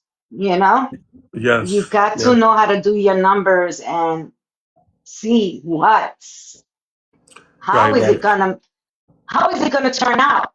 Even the yes, little events, yeah, they want to get, you're right, they want to get someone big, but you got to understand, you got to do your numbers yeah, because in the yeah, smaller events, they got their little workout with the owner and you take this, you take that, but you got to do your numbers. yeah, yeah. And I some mean, I tell a lot don't. of the artists do not have to be with me exclusively to be able to give me a call, pick my brains. And like, again, I'm not trying to claim I know all of this. I don't. I just know through experience and I'm Mhm. pretty current. I'm doing stuff now. So sometimes the artist could call me and say, hey, man, I'm trying to get on. What do you think? They don't have to go through me. They can go and get their own. But I tell them more or less. I don't hold anything. I let them know what they can do. You know, a lot of times they won't listen. You know, there's nothing I can do about that. But you know, my Right, phone's are always open. And a lot of artists call me. right. You know, we talk about some of these things. That's You know, good. I mean, yeah, at least you have communication with Right. yeah, At yeah, least you're your open. artists, You're some open. artists. It's beautiful yes, to have communication, especially with friends that, they want to know, yeah, or it, I think it's important. yeah. Is really important. It is. Benny, you got the Yeah. next question. So we're on this. 6. Okay, so Oh, you guys your have career, actually have your that written career, down. Yeah, Okay, yeah, we do. okay. your career message. 13. Your career is massive. 13 published books, with number 14 on the way. What drives you as a storyteller, and why is it important to you to document freestyle culture through literature? We know Um, about the books, but it is. Go ahead. yeah. I mean, yeah, I think documenting is very important. I mean, we're fortunate, like between social media and YouTube, we have a lot of that out there. But I think we need to grab more mediums. And I think Hmm. books are good. That's why the newsletter is important. And if you notice the newsletter, so the newsletter comes out on the 15th of every month. We're on year number 5. So we're going into issue number 52 right now. That's in a few days, right? Wow. But at the end of the year, so in December gets really busy for me here in the office because it slows down with work. But what I do during the December, when December kicks in, is I take all 12 of those issues from that year Hmm. and I compile them, and then I go in and I edit them so they can Hmm. fit into a book. And then I create like this one right here, right? So this is the one that just came out. This is for 2025. So it's called, Wow. Freestyle Blast, the yearbook. So this is a compilation of all 12 issues in here, right? Wow. Okay. So I do it every year. So this is the 4th one. That's And awesome. every Yeah. year I change the color. So you'll see I have Okay. the red one, I have the black one, I got the blue one, right? So what I'm doing is I'm Wow. creating a collection. I'm basically creating a collection, right? Different stories, different views of the market. Any artist who dive in, there's a lot of gems in there. There's a lot of stuff. I know if it was me and I Yes. was on the other side, I'll be reading these things because there's some stuff that I put in there that if they follow it, it could help. It can help out. So I'm pretty open with that. So when I did the newsletter, I didn't want it to. I was worried about it being digital. I'm saying, okay, well, if the platform collapses, then all this work I did disappears. So I Hmm. needed a way. I needed a way to put it into a tangible form, and I had actually considered um, publishing them individually. I was like, man, that's gonna be a lot of work. They're not that long because they're only like 9-minute reads, so it's gonna be like 3 pages. I said I gotta pay to get it put together. And what I'm gonna do if people want it, I'm gonna mail it. I can't. So it was, and I said, okay, I know what I'm gonna do, and I decided to put the whole thing together, all 12 issues. So each issue is like a new chapter, Wow. all the way to the end. I take off some of the repetitive stuff that I have in each issue. So like I have, there's some things like I might have my bio. So it's at the end of every, just a little short Nice. bio, so you know who I am, who you're reading. So instead of having that at the end of every issue Nice. in the book, I just put it at the end of the book. So I cut that down and also keeps the pages. So I stay around 250, 230 pages. Make it real. But it's a great collector's item. And it's Yes. something that, people can look back years when the market decides to, if it ever decides to shut down, we will have that. We'll have that stuff in there, and Absolutely. people can really get an idea of what we were about, and I try to branch out and talk about other artists. It's a lot. It's a lot. There's a few topics that I want to touch on with other artists. And I don't really ask for interviews and stuff like that. Right. Sometimes I don't have the time and I don't want to burden them, so I don't want to ask them questions. I might I might do a general and send a little questionnaire out. They can answer, and I'll put it in there. But other than that, I kind of do from my perspective. I'm in a real unique spot. You look at where I'm at. So not only I'm a manager, agent, I'm actually married to one of the artists. I've been with the other artist since she was 5 years old. So it's, so I have this really unique place that I stand. So I look at things differently than other people. Sometimes I hear promoters talk or artists talk, and it doesn't click with me because I'm like, they don't get it. They're missing. There's a gap there. They don't get it. They don't understand. They think this artist promoters after them.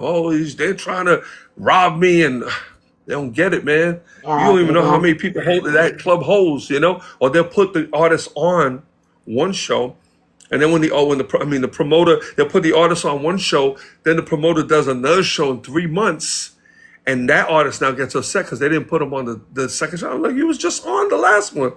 Yeah, but I did a great job, and they told me they're gonna call me back. I'm like, promoters are gonna say what they're gonna say while you're there, and I try to tell them, don't feed into that, And then I'm never gonna recommend a promoter to keep putting the same artist on every lineup. I'm doing the big the one in El Paso. I'm in charge of. This is my third lineup, 9 acts. I'm not repeating anyone. If that was the case, Cover Girls be on every single one. We didn't do that.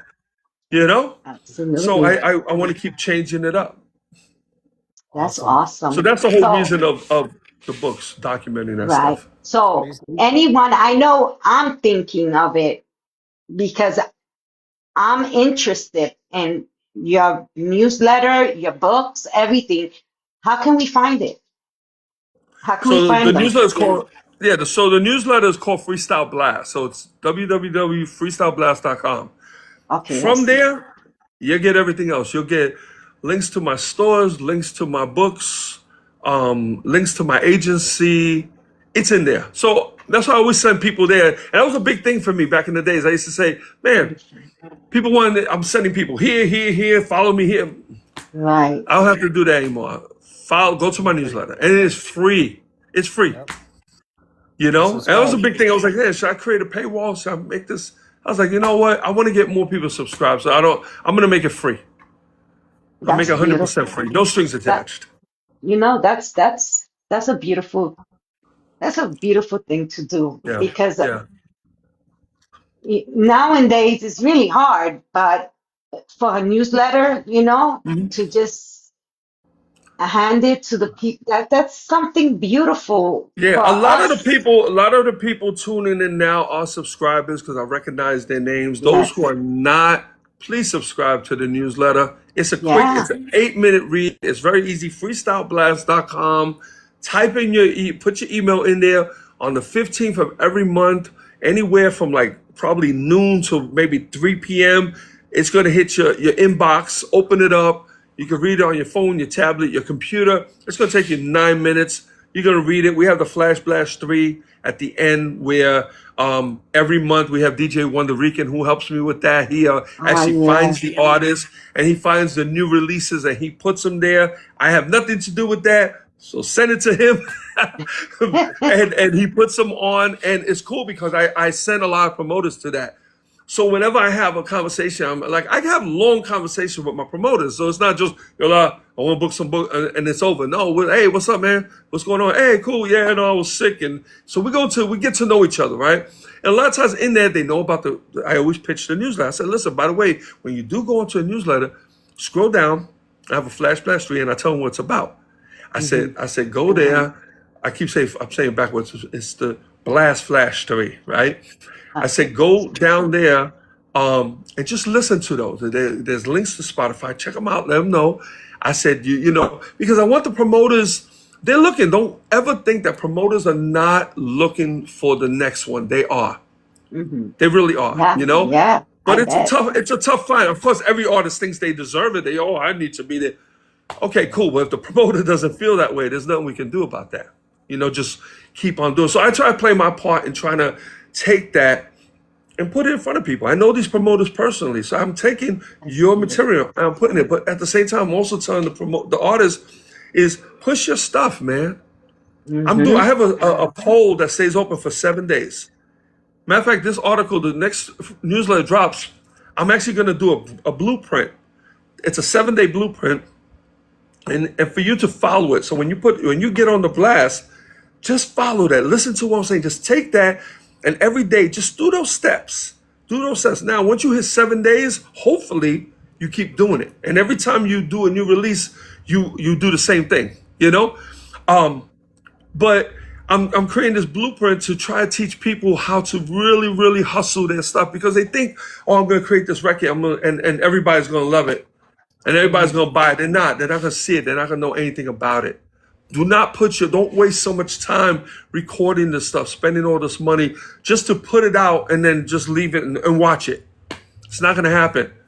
You know, no record company ever did that. They always push their stuff. That's why you heard songs on rotation. Those were the record companies behind the scenes, man, whether it was payola or it was just a dope record that got that thing on heavy rotation, because that heavy rotation is what made people buy those records. Right. Then the videos came out. That helped them also sell records. McDonald's is a multi-billion-dollar company, and you see McDonald's commercials all the time. Why? You got to keep pushing it. And that's what I'm trying to tell these artists. You know, at least give yourself the 7 days on the pole. At least that would kind of get you kind of warmed up. So I'm going to give them a step-by-step practical thing to do. Very easy. Everything's social media and nothing's paid. Everything's free. They could do it for free. You know, if they want to take a step further and buy things and make it paid, they could do that, you know? But you gotta get behind. We need it. We all need it. I hate to see freestyle songs come and go. I hate to see it. I think it's a huge injustice, because sometimes I listen to them. Well, anything that goes on Flash Black Street, I listen to. But I get a lot of demos, a lot of people sending me stuff. And sometimes I don't have the time. My phone's ringing. I don't have the time to listen to everything. But once in a while, I got a little time to kill, and I'll sit there and I'll play it. I'll put something on and I'll play it. And I'm like, well, and it'll blow me away. I'll call my wife and I say, yo, listen to this track. You know, Sharon Maseer's new record, you know, the Pray record, dope, man. Line of Sky, all three of the she's been on the Flash Blast 3 for like 4 months or so, maybe longer. I don't remember. Why? They're good, you know? Yeah. So that plays, but they're good records, you know? Yep. So I think those are important. And I think people need to not sleep on it. They can sleep on it if they want, but they shouldn't. They shouldn't. You know? They shouldn't. And let's say hi to Rami, because they were saying a whole bunch of things, especially Rami, but I'm not going to interrupt them. So, hi, Rami. He is in the building as well, showing you love. He wanted to know who you're leaving your torch to. And What? that was like way back. Who you're leaving your torch to when Who, you me? retire. Yes, Man, Latif. you know, it's so funny you say that. I got 4 grandkids that live here. I got 4, and I walk my grandkids to the bus every morning. So 6:30 in the morning, I'm standing outside. So I got my 14-year-old girl. She's going to high school soon, right? So my kids are older, right? Then I have my 11-year-old boy, my 9-year-old girl, my 6-year-old girl. I bring them all to the bus. They're all in elementary. And the other day, it's so funny. We were talking, and for some reason, what I do came up. And I asked them, I said, you guys know what I do? They call me Poppy. I said, you know what Poppy does? Yeah, you guys, you're South singers. So they got the idea. I was like, wow. I said, you listen, you know? And we started kind of getting into that. And I was talking to Angel. I'm like, my kids threw it up in the air. They don't want to do this. You know? And so my wife says, she goes, I think it's going to be Killa, the 9-year-old. But she's sharp. And she was the one that was answering those questions. So it might be them.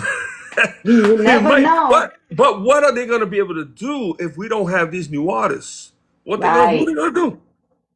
Right. They're going to be too, you know, who they going to book? So that's where. So I don't know if the torch is even going to matter if we don't do something to bring some new life. We all have to get together and do something. Like every time we have a new artist, we bring them up. Doesn't matter. I mean, listen, you can't force people to if somebody don't like a song, like I've seen artists put, you know, you guys aren't supporting, nobody's buying my record. Well, maybe they don't like it. Maybe to them your record sucks. I'm not gonna buy anything if it sucks. You can like it, you can share it, you can do um, that's just the whole nature of the arts. Right. Stevie once did a video once where he was telling artists, and I was against it because I spoke to him about it, where he was telling artists, stop releasing this crap.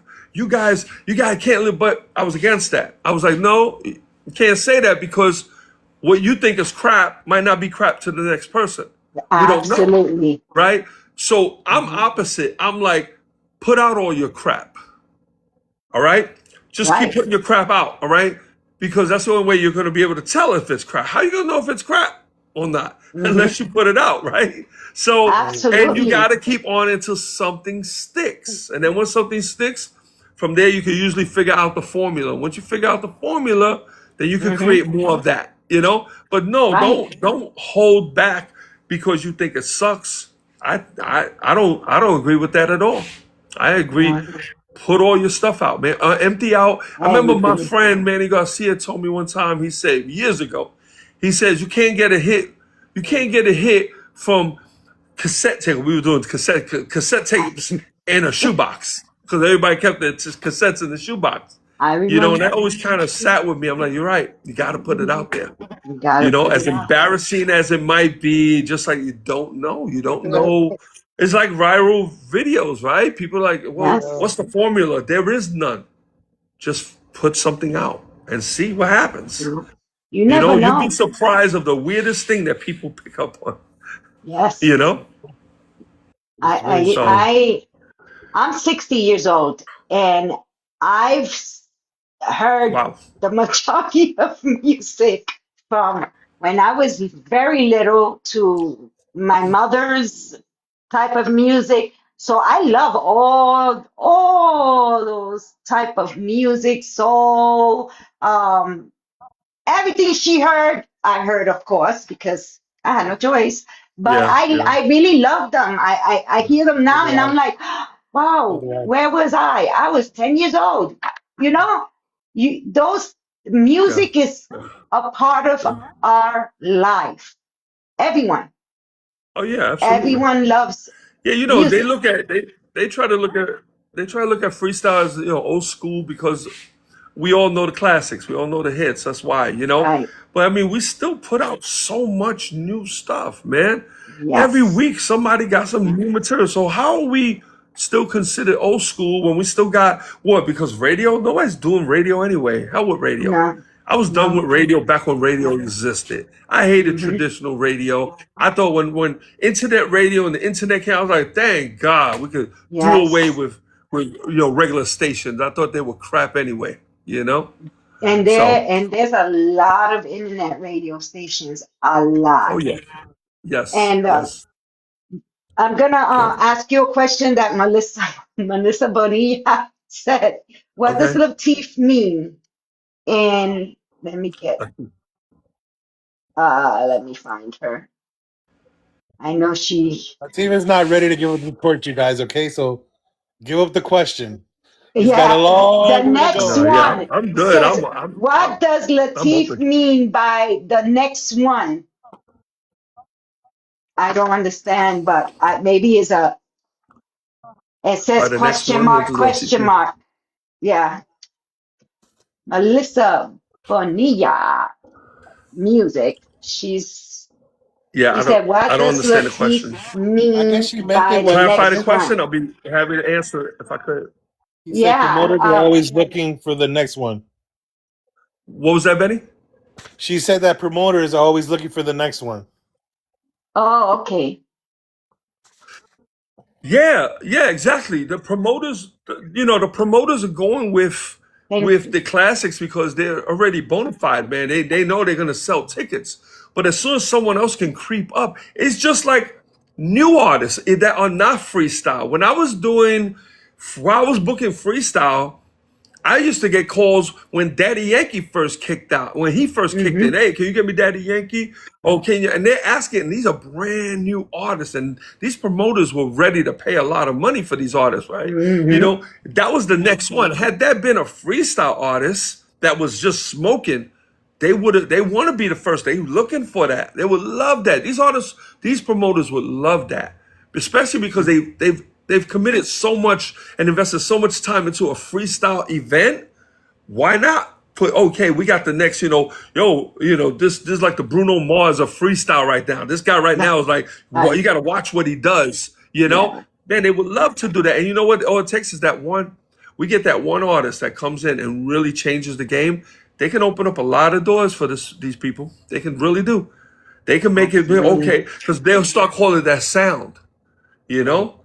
You got this artist and say, yo, man, can you create something like this one, And you keep it under the freestyle umbrella. You keep that. Don't mess with the title. I keep saying that. Don't change the name of it. That's not what hurts it. It's not the name. Absolutely. Okay. Yes. So You're I guess welcome, I go Melissa. next. Yes, thank you. You see, I'm reading you guys. I'm not ignoring you. And Niaja was here as well. I think she's still here. I'm reading. I just don't want to interrupt Latif when he's speaking, and that's rude. So That's I that's fine. I'll make sure that I remember, and I go back to you. And I remember Niaja was here. She was speaking with everyone on the chat. And thank you so much for doing I love that. Naya. I love Naija. Yes, I've known Naija many years. beautiful.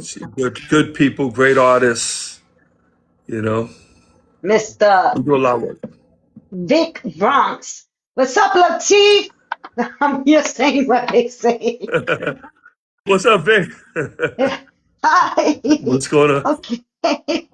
Okay, let me get you. He pretty much already answered 6 and 7.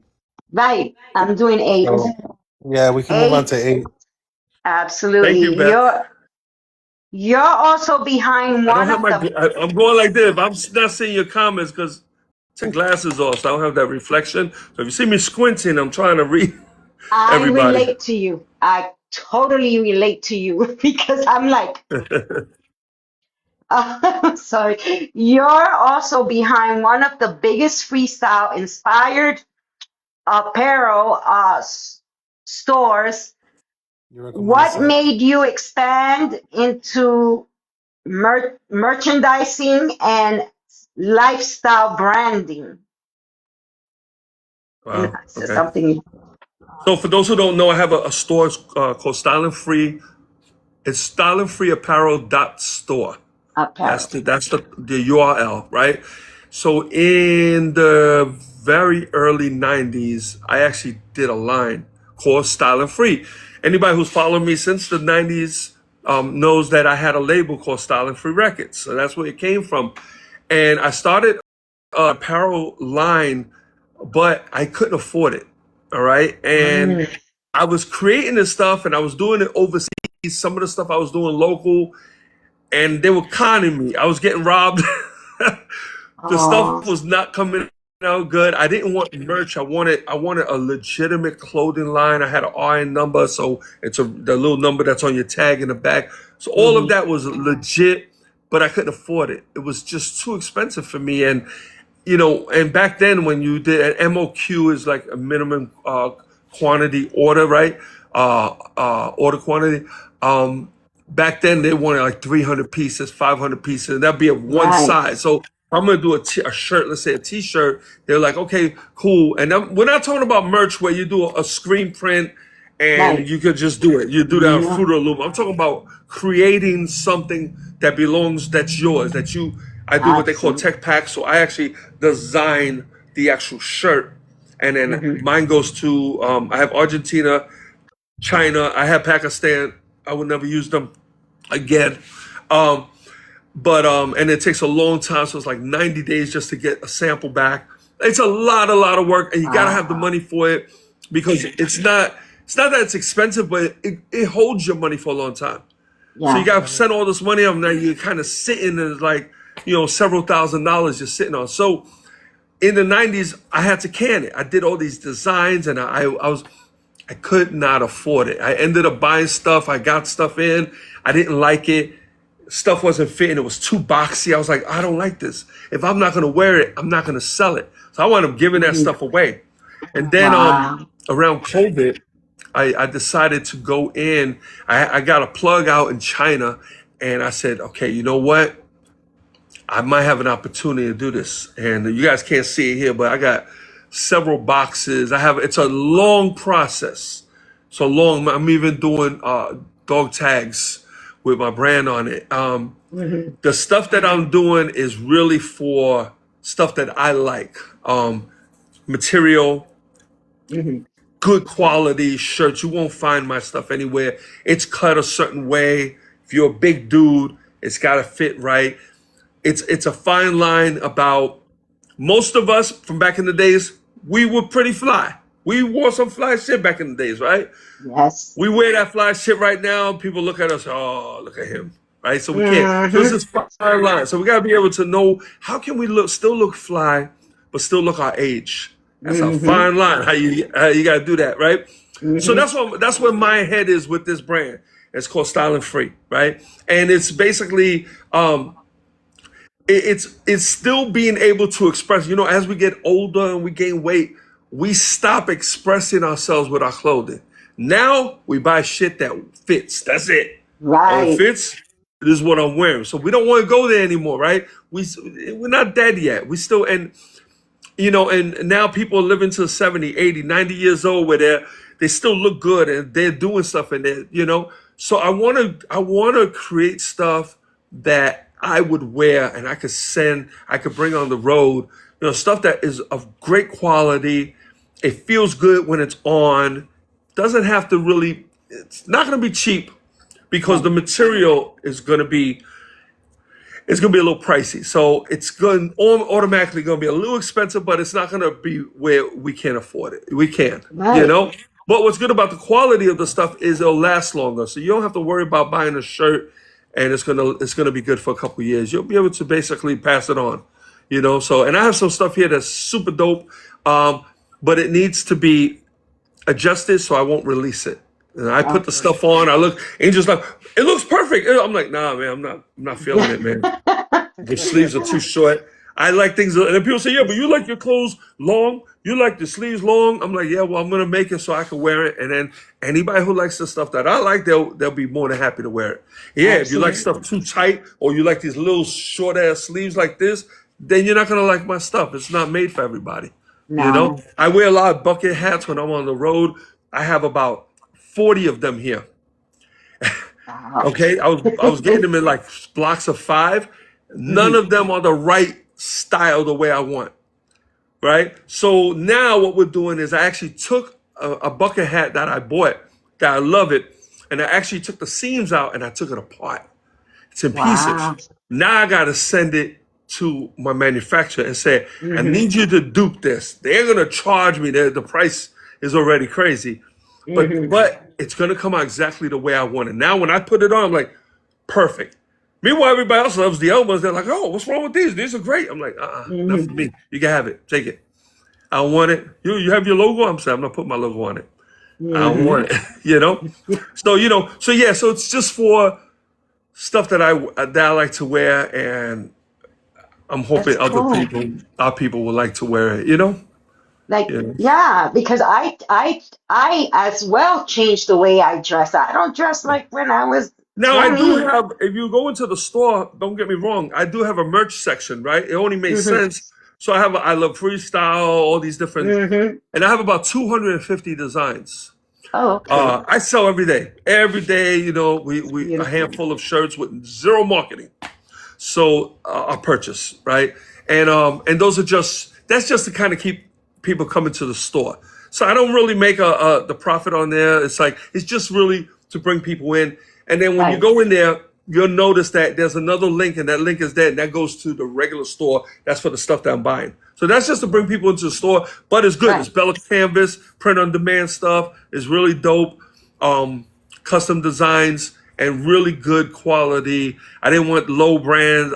Stuff that I would wear. So the Bella Canvas are Right. really, anybody who knows the t-shirts, they know Bella Canvas is a premium t-shirt, Yes. without the I'm a person premium that prices. right, and I'm a person that's always I've always liked to wear a size bigger than my own self. So like Oh, of let's course. say, yeah, like if I'm normally a 4XL, I would definitely wear a 6XL. So like Oh yeah. two sizes higher than myself. Yeah. Yep. Yep. So, Yeah. I So would love it because if I go into a store and I see a freestyle product that's good, good yeah. quality, I'm gonna buy it. I'm gonna buy I it. wish people would. I wish people would at least go into the store and just kind of take a look around. Hmm. I have some new designs that are being created now. So my goal is by the end of the year. I don't know if I'll make it as 1,000 designs. That's my goal. So I always Awesome. gotta do shit to the extreme. That's just That's right. what's that's your just what's your me. biggest size? Hmm? What's your I biggest think my size of biggest clothing? size. I have some 6X's, but XL, but the Bella Canvas could 5X's. I have a lot of 5X's on there. So it depends on the colors. Some colors they won't make certain sizes for whatever reason. Now the new ones that I have, if you do a 6X, you'll be able to do my 5X's. You That's know. good. So yeah, and they don't shrink. So I'm doing Oh, that's pre-shrunk. awesome. See, that's the key right there. What Yeah. happens is we wash our t-shirts and they shrink and they don't fit anymore. Nope. You know? Yeah. They turn into So a yeah, I do baby them so that way you shirt. can wash them. Yeah, yeah. I'm actually thinking on doing these laundry bags where you could take the shirts, you turn them inside out, you put them inside the laundry bag, and you take the whole bag and you throw it into the washer, and it protects the shirt. And we do this, people say, well, why you do that? Then people they don't buy new shirts. So I say, I don't believe that. I Yeah. believe that they're gonna find better colors and other things, and uh, I think it's fine. I don't need you to buy a new shirt from me every month. You know, Yeah, but we still gonna you know. buy new So clothes because when we go out, we wanna buy new yeah, clothes. We don't want to wear the and same I'm gonna thing we do it right now. wore. I'm doing and yeah, Bruni. I'm sorry, but I'm only doing men's stuff right now. My wife I is on my know. back about it. You got. I said I'll get to the female It's stuff, but okay. let me cater to my brothers and let me get them all set, okay? So they look I good, they hear look you. fly. Um, that's what we're trying to do right now. But yeah, so but it's and I'm not crazy on certain colors. I like earth Mhm. tones, so you're gonna see a lot of earth tones with mine. The beiges and the rust and the browns, the burgundies, the blacks, gray. That's what I like. Oh yeah. So you won't get an aqua blue from me. You won't get a yellow. You might get yeah, you might get like like that pale yellow. Pale yellow Hmm. doesn't really Yes. that Yeah. yeah, something like that. But with the freestyle stuff, the merch stuff, that stuff, whatever colors look good with the design, I put them. That's different. Okay. Yeah. You know. But I'm gonna that's go in there and good. check it out. Even men don't like wearing the same stuff they wore the last event they went to. They don't want to wear the same thing because they might Nah, see we the gotta same switch. people. Yeah, we gotta switch it up. So Yeah, even if yeah, it's a lady or a man, they don't want to wear the same thing they wore last event yeah. because I have hot pink and I have some neon green, but it's in the freestyle merch stuff. So go into oh, styleandfreeapparel.store and you'll see them it's there. down there. But no, Yeah, not for my custom line. No, no, no, no hot pinks. no hot Uh-uh. pinks. No neon. Yeah, no neon green. No neon green. You got Melissa that? My Bonilla sister thinks put you it should put down. that color up there. Thank you so much. My Yeah, sister watch me put come out with a that shit too. website. I Yeah, know, right? Angel would agree with you though. She'll be like, yeah, you see, I told you should have did those colors. A lot of men love colors like that. I mean, even They they do. I just like Yeah, pink. they do. love colors like that. I Yep. love wearing pink. I don't Yeah, mind wearing pink at I'm all. not trying to attract that much attention though. I know. I get Yo, you. where's I Latif? get Right you. there. You don't see him? I'm He's like, good. Don't you see his color? Don't you see his Yeah. shirt? That's funny. Oh my gosh. Benny, you have the next question. You go. Number 9, he pretty much answered it. Yes. So we're gonna move on Oh, to the last okay. question, which is number 10. Um, Yes. after all the years building, creating, connecting, and creating, what legacy do you personally hope to have behind freestyle music and its community? Um, the legacy. When I think about legacy, I'm thinking mostly not even thinking of other people. I'm thinking about my family, my kids, my grandkids. You know, Mm-hmm. you know, my history stops with my father, right? So I don't know who my grandfather is. I really don't know that family. I didn't really grow. I grew up with two grandmothers, real short period of time. Um, so I want my kids and really my grandkids at this point to basically know who I was. I think I had a pretty interesting life. Interesting for me. To others, they might say, you had a sad ass life. I'll be like, no, mine was kind of interesting. There was there was some obstacles I went through, like we all do, and I made it through so far. You know, we have tragedies and we have missteps and we make wrong turns, and I need these things. I want these things to be able to tell, to be able to pass on to my children. In one of the books that I have a book on quotes, and in the back of the book of quotes is a message to my grandchildren. It has a picture of them on Easter, and then I write something about them, what I'm telling them, and and I sit down here. They come in my office a lot. They bring their tablets. I don't know why. They love being in here. They got a whole house. They got their own rooms. They got couches. They can go out front. They got a backyard. They want to be in here. They just can't make noise. That's it. They got to put their headphones on or lower the tablets, and they all spread out. But one gets on a weight bench, one sits in a chair, the other one sits on a freaking box, and that's where they want to be. And so maybe that's moving. Maybe that's something that they're gonna remember as as they go on. But I tell people all the time, so you got to realize this, right? I don't know if you guys ever seen any of my TikToks, right? I did a lot of TikToks. They're funny.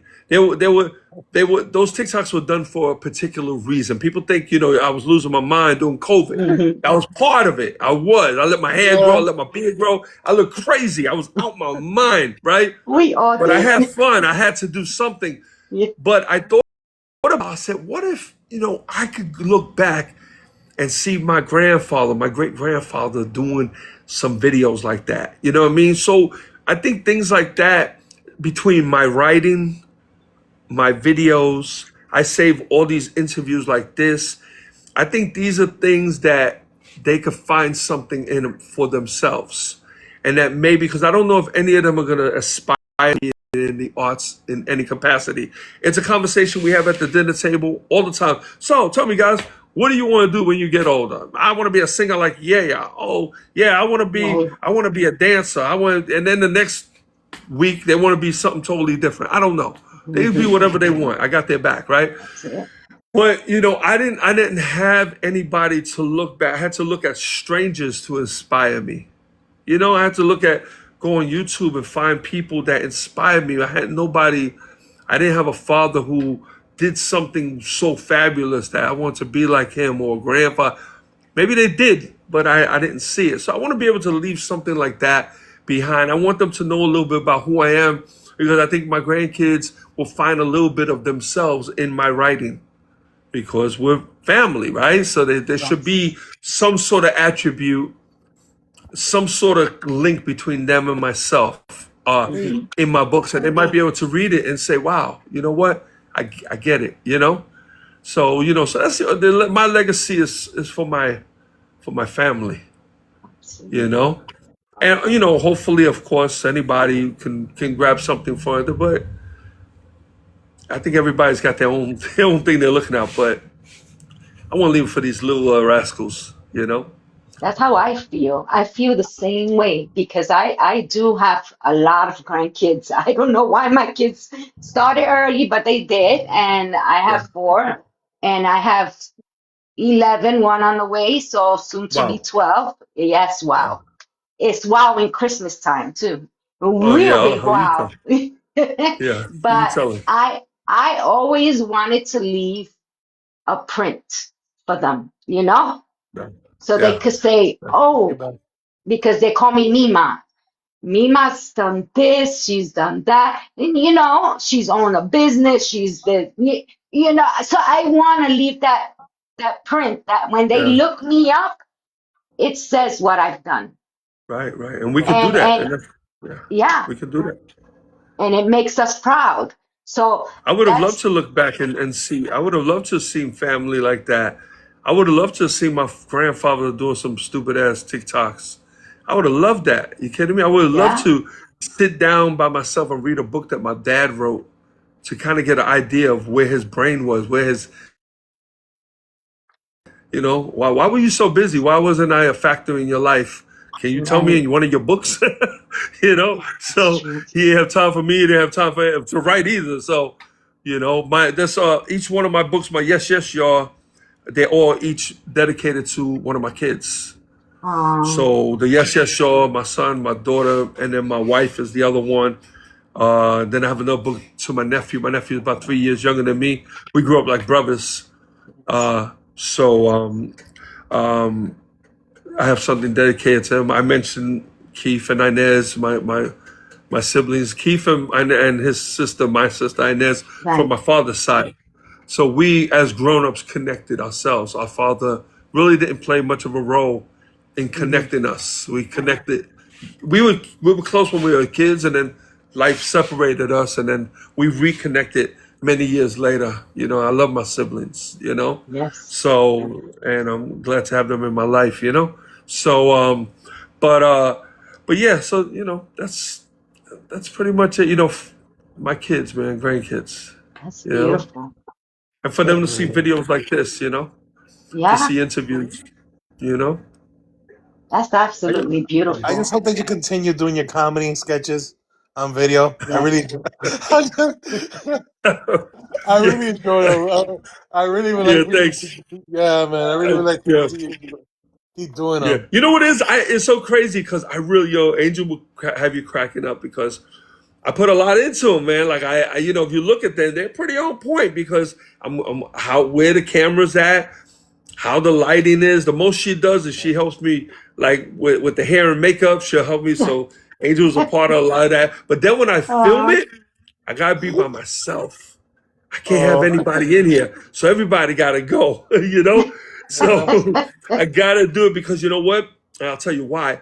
She used to hate doing them. So you see the few that she did with me, I had to do them simple because I do so many takes. I'm here all by myself doing a video. I'll do 20 takes. I just got to get it right. I'm OCD like that. It's like, yeah, man, the mouth didn't lift. My tongue came out. That was wrong. I got to do it again. Everybody's like, this is perfect. What are you talking about? I'm like, no, I can do it better. Yeah. So when I used to do the video, put her on, I had to give her real simple roles and tell her, so all you're going to do is look at me with a funny look. Perfect. That's how you do it. Everything else, she'll be like, hey, we got to do this again? I'm like, yeah, we got to do it again. Well, why we gotta have all these lights? I mean, if you look at my office, I got lights up on the ceiling. I got ring lights. It looks like a freaking studio, right? And she's like, why we gotta have so many lights? Why the camera gotta be so close to my face? I'm like, no. Bruni, I'm gonna show you these videos later on. Oh my goodness I gracious. want to see them. I do. I really do. I think I've They take over brother Keith, man. Keith is a master. He put me to shame, man. I started first. He came and he liked what I was doing, and he did it better. He cracks me up, man. So you can have oh my God. someone up, whoever you want, because it's whoever you want up. Yep. You can have Yes. up. We're not picking anyone to come up because that's due to respect to you, because we don't want someone to come up that you don't know, or you know what I'm talking about. What do you mean come up? What do you mean come up? Come up and say hello. Come up on the There are people in the comments that have requested. Oh, you can bring anybody. You can bring anybody you want up. I'm fine with it. Okay. You can bring anybody. So yeah, I'm cool. Whoever wants to come up, I know a few people. I'm gonna invite Keith. Yeah. Jeremy Massarin. Who else? Rami has so much questions. Let's put a Brahmi up there as well. And Oh, you can put multiple people. yes. Okay. I Hello. never done. Hey, hey. Hi.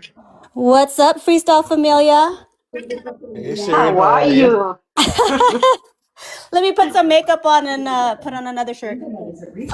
Okay. Us All girls. right. Let I hear you. What's Hi, up? Rami. What's up, That's What's up, Latif? amazing. How you Rami? doing, brother? What's up, Hi, man? brother Latif. Hi, Sharon. Hi, Bruni. Hi, everybody. Hi. Hi. Well, I have a few. Well, so much. Some. You know what? I think I looked up to Latif for many things. It's been. You act as a role Well, I'm supposed model. to be doing your interview. I'm supposed to be doing an Yeah, interview with you you're soon, doing it. right? It's coming up. It's coming up. Okay, all right. I'm Yeah. ready. So I'm not going Mhm. to be too picky with the questions because those are going to be on. But Yes. No, absolutely. No cheating. I think I want I'm to see. I want to let you know. You act as a role model. You're obviously a big. yes. You're a huge, in a sense, a statue in the freestyle community, right? And I think Thank I you. asked that question that Bruni had asked about who are you passing your torch to, and not necessarily who's going to be doing your job, but I think it's important, like you said, documenting. I encourage a lot of people, like Judy Torres, who's now doing a memoir of Yeah. writing history. Memoirs are super, super important. I asked Sharon to do that too. I think it's super, and I want more of that. But with you, I think you're a book, you're encyclopedia, Latif, and Thank I you. want Thank some you. of your knowledge. Do you ever think of doing like a mentorship program where, like I would even sign up? I know you were giving classes back. I think I took one of your classes on how to write contracts and how to do that. Right? Do you ever think of doing something like Yeah, that that was for like? actually free. I didn't even charge for. I Yeah, I didn't even remember, and charge for that. Yeah, I mean, it'll be hard it's a for me lot to of put work. Yeah, anything down and do but I'm always open, and yeah, you've called me, we've yeah, spoken on yeah, the yeah, yeah, phone. I mean, pretty much anybody who I've dealt with in the past, they'll call me, and it doesn't even go into just me trying to give some advice, but we start talking, we get into a conversation, and from in there, I try to see where they're at and whatever, and then I tell them, listen, my phones are always up. Text yeah, me if I can't answer, it's because I'm on the phone, but feel free to call or text me, and text is always good because a lot of times I'm going to be on the phone and I'll see it and I'll be like, okay, let me answer that question. yeah, But yeah, whatever I can share, I'm open. I don't know. I can't charge for that because it's important, because then I X out people who maybe don't want to pay or can't be a part. And I'd rather give the information if they can move forward with it. And the yeah. people who are going to ask me might actually move forward. They'll be able to do Right. something with Yeah. this, you know? And that's Yeah. what I want. I want to see people, especially new promoters, Yeah. you know? Thank you. Thank you for being that role model. Thank you for being there for me in terms of Thank you. questions, and always, you're that one person I go to for guidance, and I appreciate that. Thank you. Yeah, I Beautiful. appreciate it. I appreciate it. And Anything, I'll see man. you soon Anytime. in my show. So yeah, go. All right, Bruni. Thank you. You're What's welcome up, Rami? anytime. Melissa Bonilla, how are you, sweetheart? Hi, thanks for bringing me in. I thank you, Benny. How are you? Hold on, I'm trying to put the thing here. I'm like Latif. I'm like, wait, what? Hold on. Hi guys. Hello. Hey. I just wanted to say, well, first of all, thanks for just bringing, because I saw Benny. He was like, he invited me, and hi Rami and Hi, Pookie. mamas. Pookie's here, and Sharon, Hi. Benny, Bruni. Hi Latif, And nice to then meet you. Nice to meet you, Um, Melissa. I already asked you questions. I just wanted to also just say thank you, because I've heard from the grapevine from I'm obviously an artist, and I always hear really great things about you. And as an artist, it's been it's really hard to find people to trust, obviously. Yeah. I mean, I think anybody that's in this game, right? And especially as artists, Yeah. especially as females, right? So just hearing Yes, you absolutely. 100%. yeah. So whenever somebody is really willing to, thank you guys for the gifts. Whenever anyone is willing to really do it for the music and the art, because it's a business. Everyone wants to make money. Promoters need to make money. Managers, agents, I know. all of it. So I think whenever Yes, anybody yes. is really willing to give advice for free and to just want to help, Yes. I Yeah. just thank you for just hearing that, because I hear from people, but to hear you kind of say Yeah. like yeah, I think that's awesome. And Even with you, I'm always available, and I work with a lot of women. And so you can imagine the stories I've heard in the past, scary. and it was pretty bad, pretty much for a lot of them, Yeah. One of the ones that was probably most sheltered was Susie, because she had not only her parents, she had me, so she never experienced that. People tried, but there was a buffer in between that. But then we saw other artists that's why a lot of times the promoters, they'll talk about certain artists that don't have representation. Yeah, I don't want to book so man. She's a bitch. She's this and that. And I get it. I understand what they're seeing, but I understand why they are the way they are. Yeah. What they're trying to do is they're trying to manage themselves. Right. And that's a hard thing to do if you're trying to be an artist. It's And so hard. that's a I could be an ass and they'll still love my artist. See, I could buffer that. You know what I mean? Once in a while, what I do or say can reflect the artist, but not really. There's a way of working around that. But when the artist is a female, when it's a guy, he's tough, yeah, he's business, he's sharp, but not the women. Unfortunately, you guys get a different name thrown at you. You know what I mean? And it's really hard to navigate that. The discussion I've had in the past was with Stephanie Bennett. Perfect example. Stephanie has basically handled herself for many years, and people have a problem. I understand Stephanie. I know where she's at. I know where she's going. And once in a while we talk, but it's a really, really fine line to navigate. Let me just tell you, I'm going to tell you like one horror story. There's many, but sometimes, you have to, especially now, you have to do it all on your own in order to gain that traction for someone to, there's no more artist development like that for the most part, right? Yeah. So sometimes it's like, even me, the past year, I was taking calls myself and finding myself like with real weirdos on the other end, not knowing any better. Like, oh, you want to talk about a show? And then just like some really, I'm not even gonna go into details, but like some really bad behavior on the other end where like now, people FaceTime me, whatever, to like, and I just don't even like, we need protection. Women need, especially, we need protection. People have people like you that, that they're like, I don't need to exclusively, I just want to help you, Melissa. So there are very good people in this industry, not many, but there are. And I just want to say thank you because it really goes along. It means a lot and it goes a long way. I appreciate it. You're welcome. And it is, it's really, I don't know how you guys do it. Really. It's crazy. It is. It's really difficult. I know what you're up against. Whenever I can help, I come in. I have people that I've negotiated deals and I didn't want anything. The money wasn't that significant. So I didn't want anything. Sometimes I'll make a phone call for them. I gotta be real careful about how deep I get in because it's time consuming. It could take a lot of time.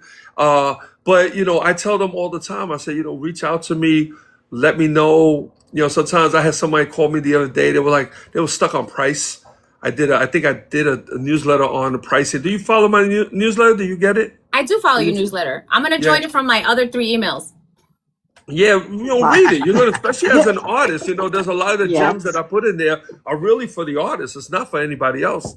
It's to kind of show you how to navigate what's going through the promoter's mind and how you can kind of make your moves around there. The key is, like I tell everybody, is make yourself present. Once you make yourself present enough, where people are recognizing you, and especially the promoters, and you know what? That's hard work. Yeah. That's constant. Sharon tell you. But you know what? When Sharon and I spoke about it, and I told Sharon, I said, remember Sharon, you asking me, you said, well, what should I do? I said, just go hard. Do exactly what you're doing. Double down. Hey. double down on what she's doing. And let me tell you something. When she started doubling down on doing what she's doing, I said, don't worry about pushing me just push you. And you know what? Sometimes it's hard for you to do it because you think you're being annoying. Anybody who doesn't want to see your stuff, they're not going to see your stuff. They're going to pass right by. They're not going to support it anyway. So, you know. But now I'm starting to get calls. I'm getting calls all over the place, and you know what? I'm good at what I'm doing, but I got to give her a lot of credit because she did her thing. You know, she really did. Yeah. And you know what? There's no end to it. I can't tell her, "Oh, do it for another 2 months." No, man, you got to do this till your career's over. Yeah. That's it, to the end. So you're ready to retire. You got to go hard. You know, and we got social media. It's free. If you paid for your ads and stuff, then you could do a little bit less. But if you want that organic reach, then you got to go hard, and it's a lot of. Well, I mean, we're fortunate we got AI now, so you can do nice flyers. There's a lot of stuff. We didn't have that in the past, so you know, and that's one of the, you know, and you know what, Sharon, I tell that to Jen, I tell that to a lot of artists. I tell that to the classic artists. Hey, you gotta. I tell that to my wife. Hey, put your stuff out, man. Keep on, push. You know, Gotta promote. just be in everybody's face, you know, And and that's your when the flyer- promoters your- come up. Your flyers, Latif. I'm from the same area as Sharon. She's everywhere in the Bay Area. Those flyers are. I know. California loves Latif, by the way. California. Listen, right now, Sharon right now has got California, Bay Area everywhere. unlocked. Everywhere I go, just She's got Georgia. She got Georgia on lock. She's got Dallas on lock. She's got El Paso on lock. We working on Florida gig right now. She's moving around. But West Coast, what's the baby. first thing? You gotta be patient. I have a story to tell, Latif. Uh-huh. Okay. First of all, hi everybody. Hi, Mama. Hi, happy Freestyle Sunday. Yes. Absolutely. Are y'all having a good Sunday? Yay! Absolutely. Oh, look at that. Yeah, The life of the we're party. celebrating Latif Mercado of La Entertainment. Absolutely. Yay! All right. And thank you, Benny. Thank you, Bruni. Thank you, everyone, for welcome. having us on here. I have a long story, but I'm going to make it 1 second short. When God told me to go hard this year, the first thing after I made the music, I made music in the last 2 months of last year. The first thing I did right around Angel's birthday, New Year's Day, was God put it into my mind to call Latif. So when God told me, okay, Latif knows how long I've been in the business. Oh yeah. People that have followed me forever knows how much music I've made, what I've been doing. Oh yeah. But God literally told me, make some hit songs last year. And the second thing was to call Latif. Yeah. So January 1st. And that was the day, I told him this like a couple of days ago. That was the day I went hard for my touring life. So I've gone hard for my dream life in freestyle and in dance music from the day I started when I was still in school. Okay. Beautiful. And everyone's journey is going to be different. Some people are going to like fly up on day one. Some people are going to, you know, have valleys and peaks and this and that. I'm not going to talk about my story, but my story in terms of my tour life starts right now with Latif. Because I've done shows before, but the doubling down, the going hard, the inspiration that God put in my life, he put it in my mind to do this with Latif.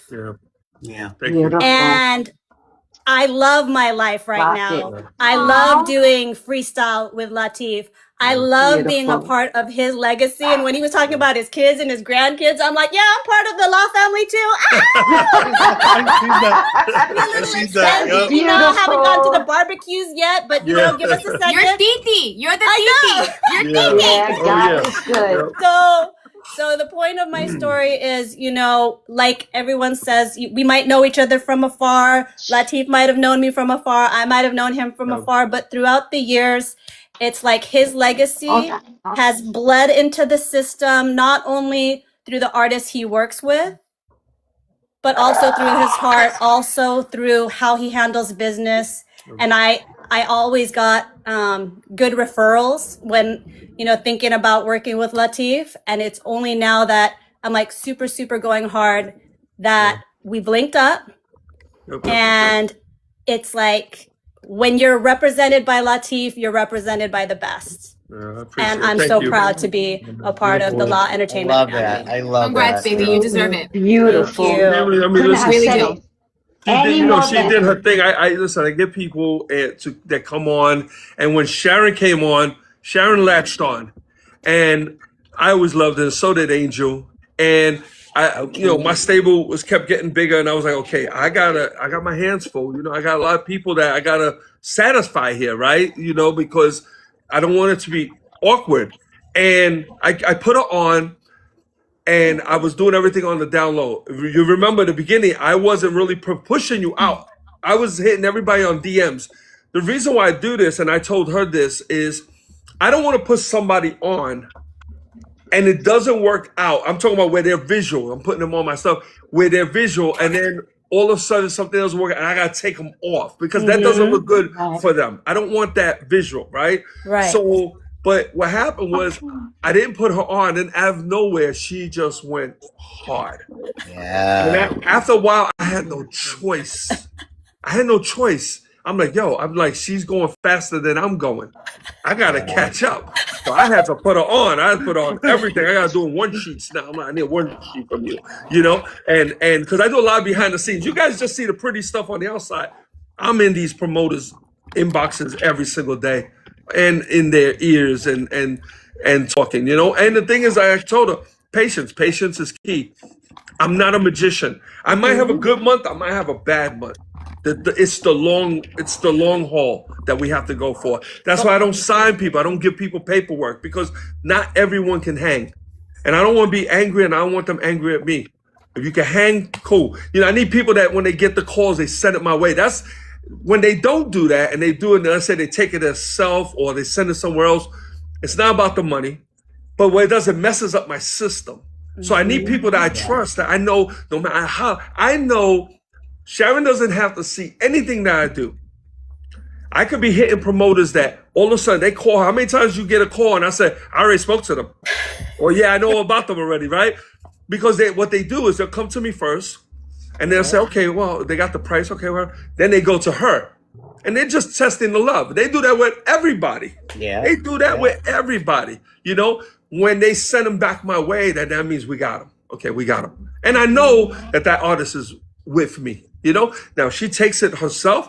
I'm not going to hate her. I'm not going to but I understand. But think about me really trying to go hard just to have promoters call them direct for them to go do the job. It's not about the money. It's about you messing up the system. Now my system looks weak. You broke one of the links. Like I want people to know. I'm proud to say, hey, I got 9, 10 acts. I don't have paperwork on anybody, not even little Susie. They're all free to go. But why don't they? Why don't they go? See, that's what holds an artist in place. It's not a paperwork. If you have to hold them in paper, that's not real. It's when there's no paper and they're there because they want to be there. Oh yeah. Oh yeah. They know there's no lawsuit or there's no animosity. No, we tried. Hey, it didn't work. We tried. Good luck. If I get a call, I'll send them your way. Or I'll still book it and make some money from it. But it's who I'm gonna really get behind and try to structure everything that we're doing. Right now, I'm trying to set up events that are basically law entertainment events because I got enough acts to do a whole lineup. Yeah. We're trying to do cruises. We got a few things. I'm getting approached. That would be Latif, beautiful. people don't know, the fans or the audience or just supporters in general don't know that stuff. Like all the crazy stuff that our artists or like anyone in this that the crazy stuff that goes behind the scenes. People don't know. Like it's like novela. Like people don't realize all of the yeah, and it's like fascinating because and when you're an art, like figuring that out as an artist is it's just like not easy, man. It's like it's a game, like it's a chess game, and it's a lot of politics and stuff. Keep in mind too, the ones that, believe it or not, man, the ones who are making moves, the ones that are working, they're not out to hurt you. They're not trying to push your shows away. It's usually the other ones that are not really popping. Acts are not popping are usually the ones that are trying to make others not pop. But the ones that are busy, they really don't have time for that. It doesn't matter. You're not going to affect them at all. They're going to keep on. I tell people all the time, don't focus too much on the others. Just focus on what you're doing. Forget about Sharon. We went through that. You know what we talk, right? No, right? That's why what you do is invaluable. having Latif, having your team, Yeah. you cannot pay to have someone you trust, Yeah. to have someone that you know knows what's up, knows how to handle the business. Because like what Latif says, we're already singing, performing, dreaming, you know, dealing with whatever else is coming through our lives. The last thing we need to do is think about extra stuff. So I would highly recommend any of the artists that are in the chat, you know, kind of trying to figure out what's the next step. It's finding someone you trust in business that wants you on their team too. It has to be the artist and the agent. You know what I mean? And not just the artists. Not just the artists gotta trust me. Their husbands. I deal with a lot of husbands. Those husbands gotta love me. Lenny loves you, man. Me and Lenny were like prayers answered. Oh, Yeah, the husbands, you know. But I tell the husbands, I say, you know, especially the ones that go on the road with y'all, I'm like, you guys are very important, man. I got you. You got to have me. Like, we got to do that. I'm not going on the road with your artists, so that's your job. You're gonna go. I'm gonna show you how to do this. Let's do it the right way. And I road manage some of these artists from my office. You know, I have them. I said, listen, when you get to your destination, give me a call. Okay, when you get there, I'll call ahead and tell the promoter, hey, do me a favor. You know, I just said she's out there with her husband. Do me a favor, meet them at the hotel, give them their money, give them their balance. Say, this is what you're gonna get. Make sure you give them cash. You know, I want to make sure everything goes smooth. I just want things to run smooth. At the end, I want everybody to go home and we're all happy. Okay, that was, you know, that was nice. You know. Mm-hmm. Hey, my brother, you are aware that your brother's here, yeah. Hey, what's up, Keith? What's up, bro? What's up, baby, bro? What's going on, man? Listen, man, sorry. I'm over here. I'm trying to finish up my truck. I've been cleaning my He always truck. in your truck. He lives in his truck. 5 hours, man. I've been on it. So right now, once I finish up. What's going on? How you doing? I'm good, man. I'm good. Everybody's good. We're going good. Good. Yeah. September 5th, Connecticut. Come to the parade. We'll be there. I'm there, Oh, man. wow. I miss you, man. I miss you, man. Listen, dude. Miss you too, bro. You are like busier than the mayor. I swear to God, you are. He comes to my shows. To get to you, I'm like, oh my God. He comes to my shows. We hang out in the lobby of the hotel. And I'm like, I gotta go, man. Yeah, it's tough, man. But you know what? You know, thank God for social media that we're able to connect everybody to connect in this way. Yeah. You know, it's tough now. You know, it's a lot of work. Like, Yeah. you know, you have to go with what's the new digital world out here. Oh, yeah. Yes. And you know, but yet our community, our freestyle community, we're still all as one. Yeah. That's why, you know what? That's why we're able to go and it's like, you know, and enjoy an old CoverGirl song, an old Junior Torres song. Because, you know, we're always there and we know what we get. We can relate to everything. And our circle is very small, but we have to make it larger. And to make it larger, you have to promote, you have to support, you have to bring everything out. That's the only way now. Absolutely. Keith is a connoisseur when it comes not just freestyle, man. That guy knows rock. Yeah, you know what? Yeah, I remember country. Come on. He cracks me up. I'm like, I don't even know that song. I was on the rocker, and here we go having Latif, and Inez going have clubbing. Here I am, you know, like the younger brother being like 15 years old, and I came and hang out with my brother and my sister because they're like 3 years older than me. Aww. Yeah. You know? But now it's my turn to return. Let's go. Oh yeah. Right. Now we're to go out. Now we're too old to go out. It's like, come on, Keith, you're too young. It's like, why not? I'm only 15 years old. Back then, when you're 15, you're like 21. Absolutely. Hey, Dancer Shade, how you doing? Latif. So I'm going to tell you guys a real sweet story about Latif. An angel, actually. I'm pretty sure it was 87. My niece had passed away from cancer. She was 12 years old. And Latif, we had reached out to Angel and Latif, and they came all the way down to help us with an event that we had did for my niece. And I told Latif I would never, ever forget that. You know, so those of you that, you know, I know you see him doing the freestyle letter and doing all these events and thousands of flyers, but you know what? I got that intimate side of them, and that's what I will always remember about them. Thank you. Thank You know, and Angel and I have still friends over the years. And you know what, Latif, I got a beef with you. I'm still waiting for my steak dinner. Damn. After that I sweet forgot little about that. intro, she switched up on us I really know. quick. We I got was like, I knew something was coming. No, because when we interviewed Angel, I think I called him right after that. And I said, I'm not too far from you, you know, let's hang. He goes, yeah, come over. I'm going to make a steak dinner, but not tomorrow. I'm flying out. It's 2 years later. I'm still waiting, brother. I was cooked. That was me I know how I volunteering feel, Angel, right? but I I know was how I cooked. feel. That's how Keith feels. You That's see? how I feel. You're not Yeah. But alone. you know I'm what? like, come on, E, stay still already, all right? But I'm you know home. what? I'm home to the end of the month. I'm here. At the end of the day, you know, it's like you said, you know, you do something, and I got to touch base with you on that. You do something, and it has to fit right for you, right, Latif? Yeah. We know you love your bucket hats. You have them in every color in the world. You We say got that. you. But you know, and I looked at that, and I said, man, I don't want to do a T-shirt. I don't want to do a mug. What am I known for? And my daughter says, Ma, look in the mirror. And I was like, sunglasses. Yeah. So, you know, you have to do something that fits you, but it doesn't scream you. You Right. understand? Am I making Yeah. sense? Oh yeah. So, Yes. and I 100%. respect you a lot for that, you know, Thank you. and Thank you. touching base on all the other artists and who you're picking up. You know, God bless you. And Sharon, Sharon's also a part of the Triple Threat FM radio family. You know, she's been for quite some time now. And Yeah. Pookie and Benny and Bruni, we have a long history.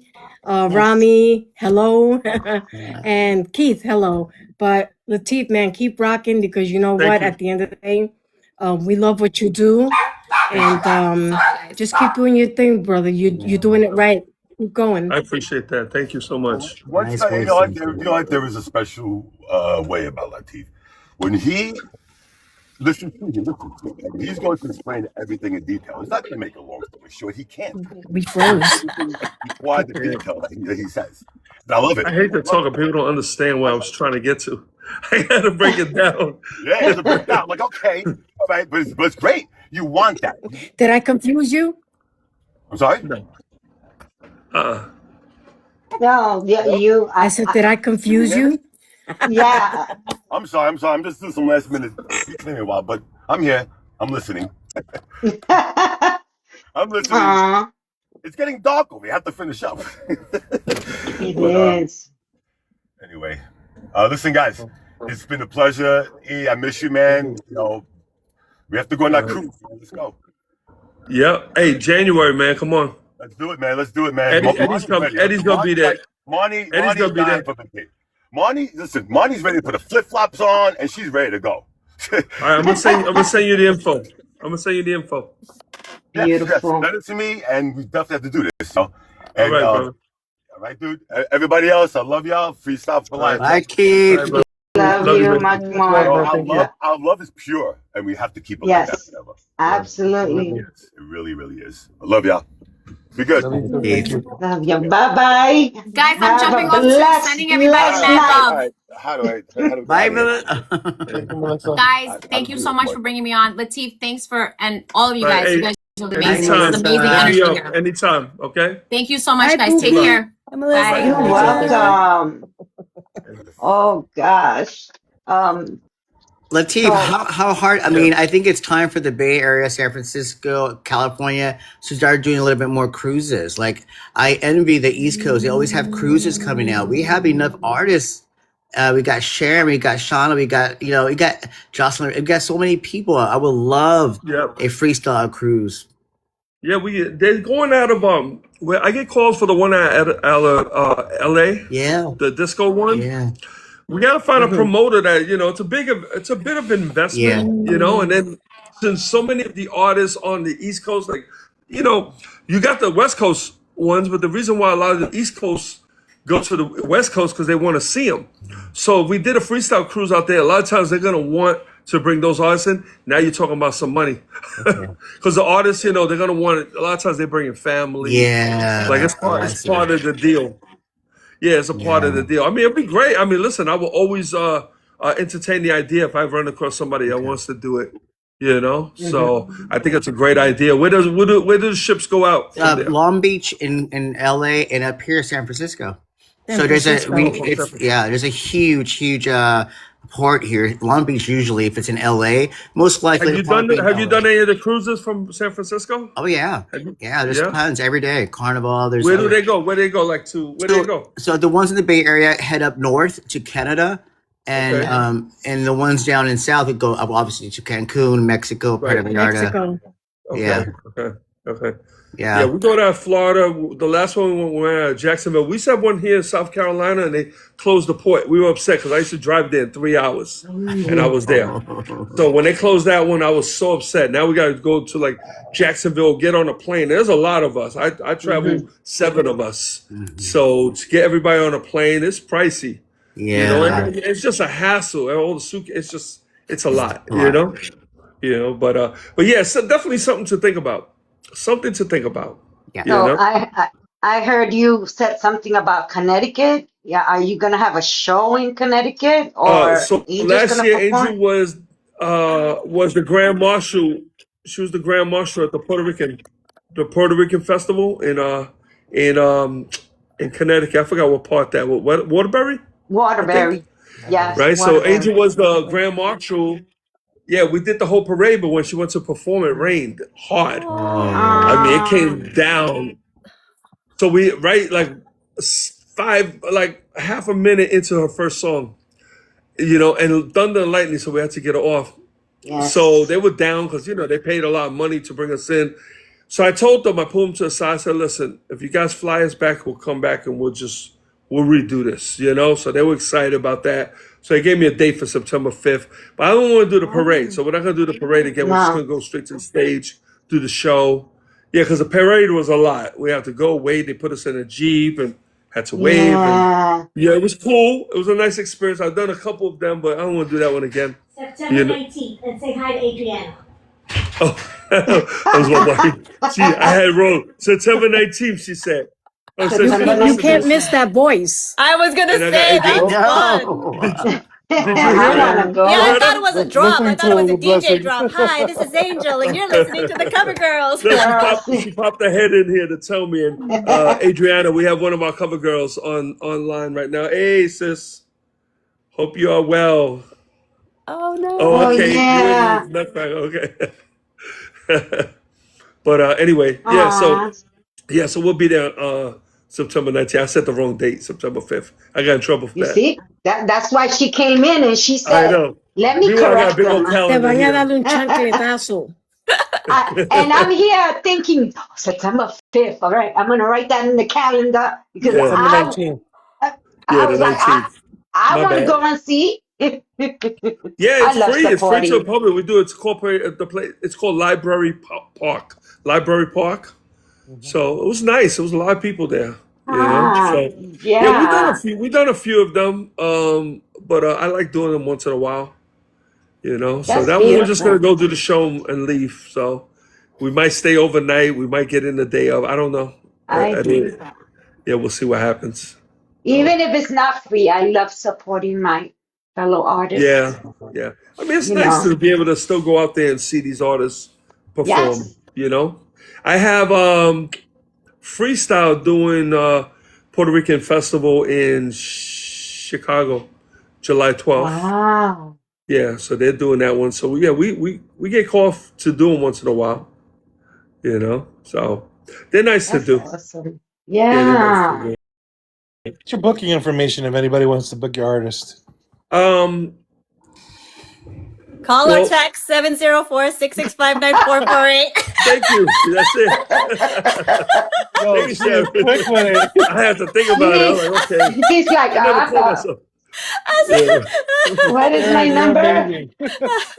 Yes, we're gonna put it in the chat. There you go. She gonna put it in for you. 1-800 call Sharon. Yes, or yeah. Aw. Amazing. She's funny. It is. Yeah, so yeah, real easy to It is. book with me. Call me. People call, I'm not expecting them to book right away. They can call me for information. Some people don't know, they're a little intimidated on the process, and I'll show them how easy the process is, and I can walk them right through it. I'll tell them what to look out for, but any of them consider doing something, yeah, give me a call. There you go. Seven eight Put that six up. 6859. Okay, I can't see that. Yes, and the number's also in the chat as well. Yeah. Hi, Angel. 704-665-9448. You'll get, look at all this. Oh my Lord. Oh. Get Angel up here. That's an older flyer too. Yeah, she come up. Let me see if she's still there. Who, my wife? Yes. She's with the grandkids. I don't think you'll get her. No, She won't be. she heard dancer. She booked. No, she's on her phone, but she's with the. She's on her phone. She's in the room with the kids. Yeah, All right, guys, I'm gonna drop the my daughter took all the grandkids out today, so they just got back. Oh, that's awesome. Yeah. Thank you, That's Mr. Betty. I'm going to drop. Latif, always a pleasure and honor. I'll keep in touch with you soon. Yeah, let me know, man, when we can do that. Yeah, All right? definitely. I appreciate you coming on. Thank you, bro. Definitely. Hey, Sharon, Robbie. besos. Bye, dancers. Bye, Rami. Bye, Bruni. Bye. Bye. All right, so She's we're awesome. gonna go ahead and do our outro, and that'll end the show for Sunday Topics this evening. Yes. Tonight, we didn't just hear a story. We received a blueprint, a history lesson, a cultural testimony, and a reminder of what passion looks like when you nurture it for decades. Latif Mercado showed us that freestyle isn't just a genre, it's community, it's a lifestyle, it's a family that spans generations. And at the center of so many of its movements, milestones, memories, and moments stands a man whose dedication continues to elevate the culture. So Latif, thank you for your vision.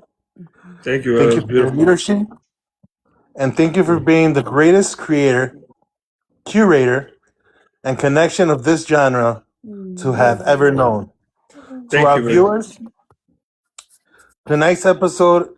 if tonight's episode inspired you, make sure you follow, share, and spread the energy, because freestyle lives through the people who loves it. This is Sunday Topics, and we'll see you next time. Good night, everyone, and thank you. Latif, thank you Isn't so that much. beautiful? Thank you, guys, all of you. Thank you. Love you all. Love you, Karen, Latif. keep in Thank touch. you. Bye. Thank you, Latif. Talk to you Thank soon. Love you, you Bruni. so All right. much. That's Shades B. Love you, Mama. Love you, guys. dancer. Say hi to Angel. Selena. Bye. Yes, I know, right? Angel, te queremos mucho. Ciao. Yes. Ciao. Thank Adios. you. Oh my God, it was beautiful. Thank you, sweetheart, for Thank coming you. up. Oh, I had so much fun. Can't I wait to see know. you guys when it's our turn. I know, right? We Yes, got you. soon. All right. Much love, Sharon. Much love. Thank you, Thank you, guys. everyone. Bye. Everyone in the chat, thank you so much. We appreciate everything and every support you guys have given us and still give us. And we're going to keep up bringing more important topics and important people so you could get to know them personally. And I'm not gonna lie. I was nervous to even interview this man because Latif has so many years under his belt with freestyle, and to have him allow to be up here to interview him, I it's a consider blessing. that it's a blessing. So thank you so much, Latif. Thank you everybody for joining us. Also the artists, the producers, DJs that came through to show some love. Thank you guys so much. Coming up on Tuesday, Millie, we're gonna thank be you. Sorry. Live, love, laugh. Thank you for coming through, Keith. Thank you so much, brother, for coming through. Thank you. Thank you guys all so much for coming through. Yes. We got And Tuesday then topics coming up.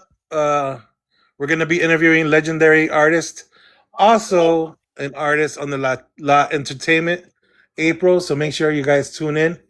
at 5 p.m. Eastern Standard Time. Much love, lo quiero mucho.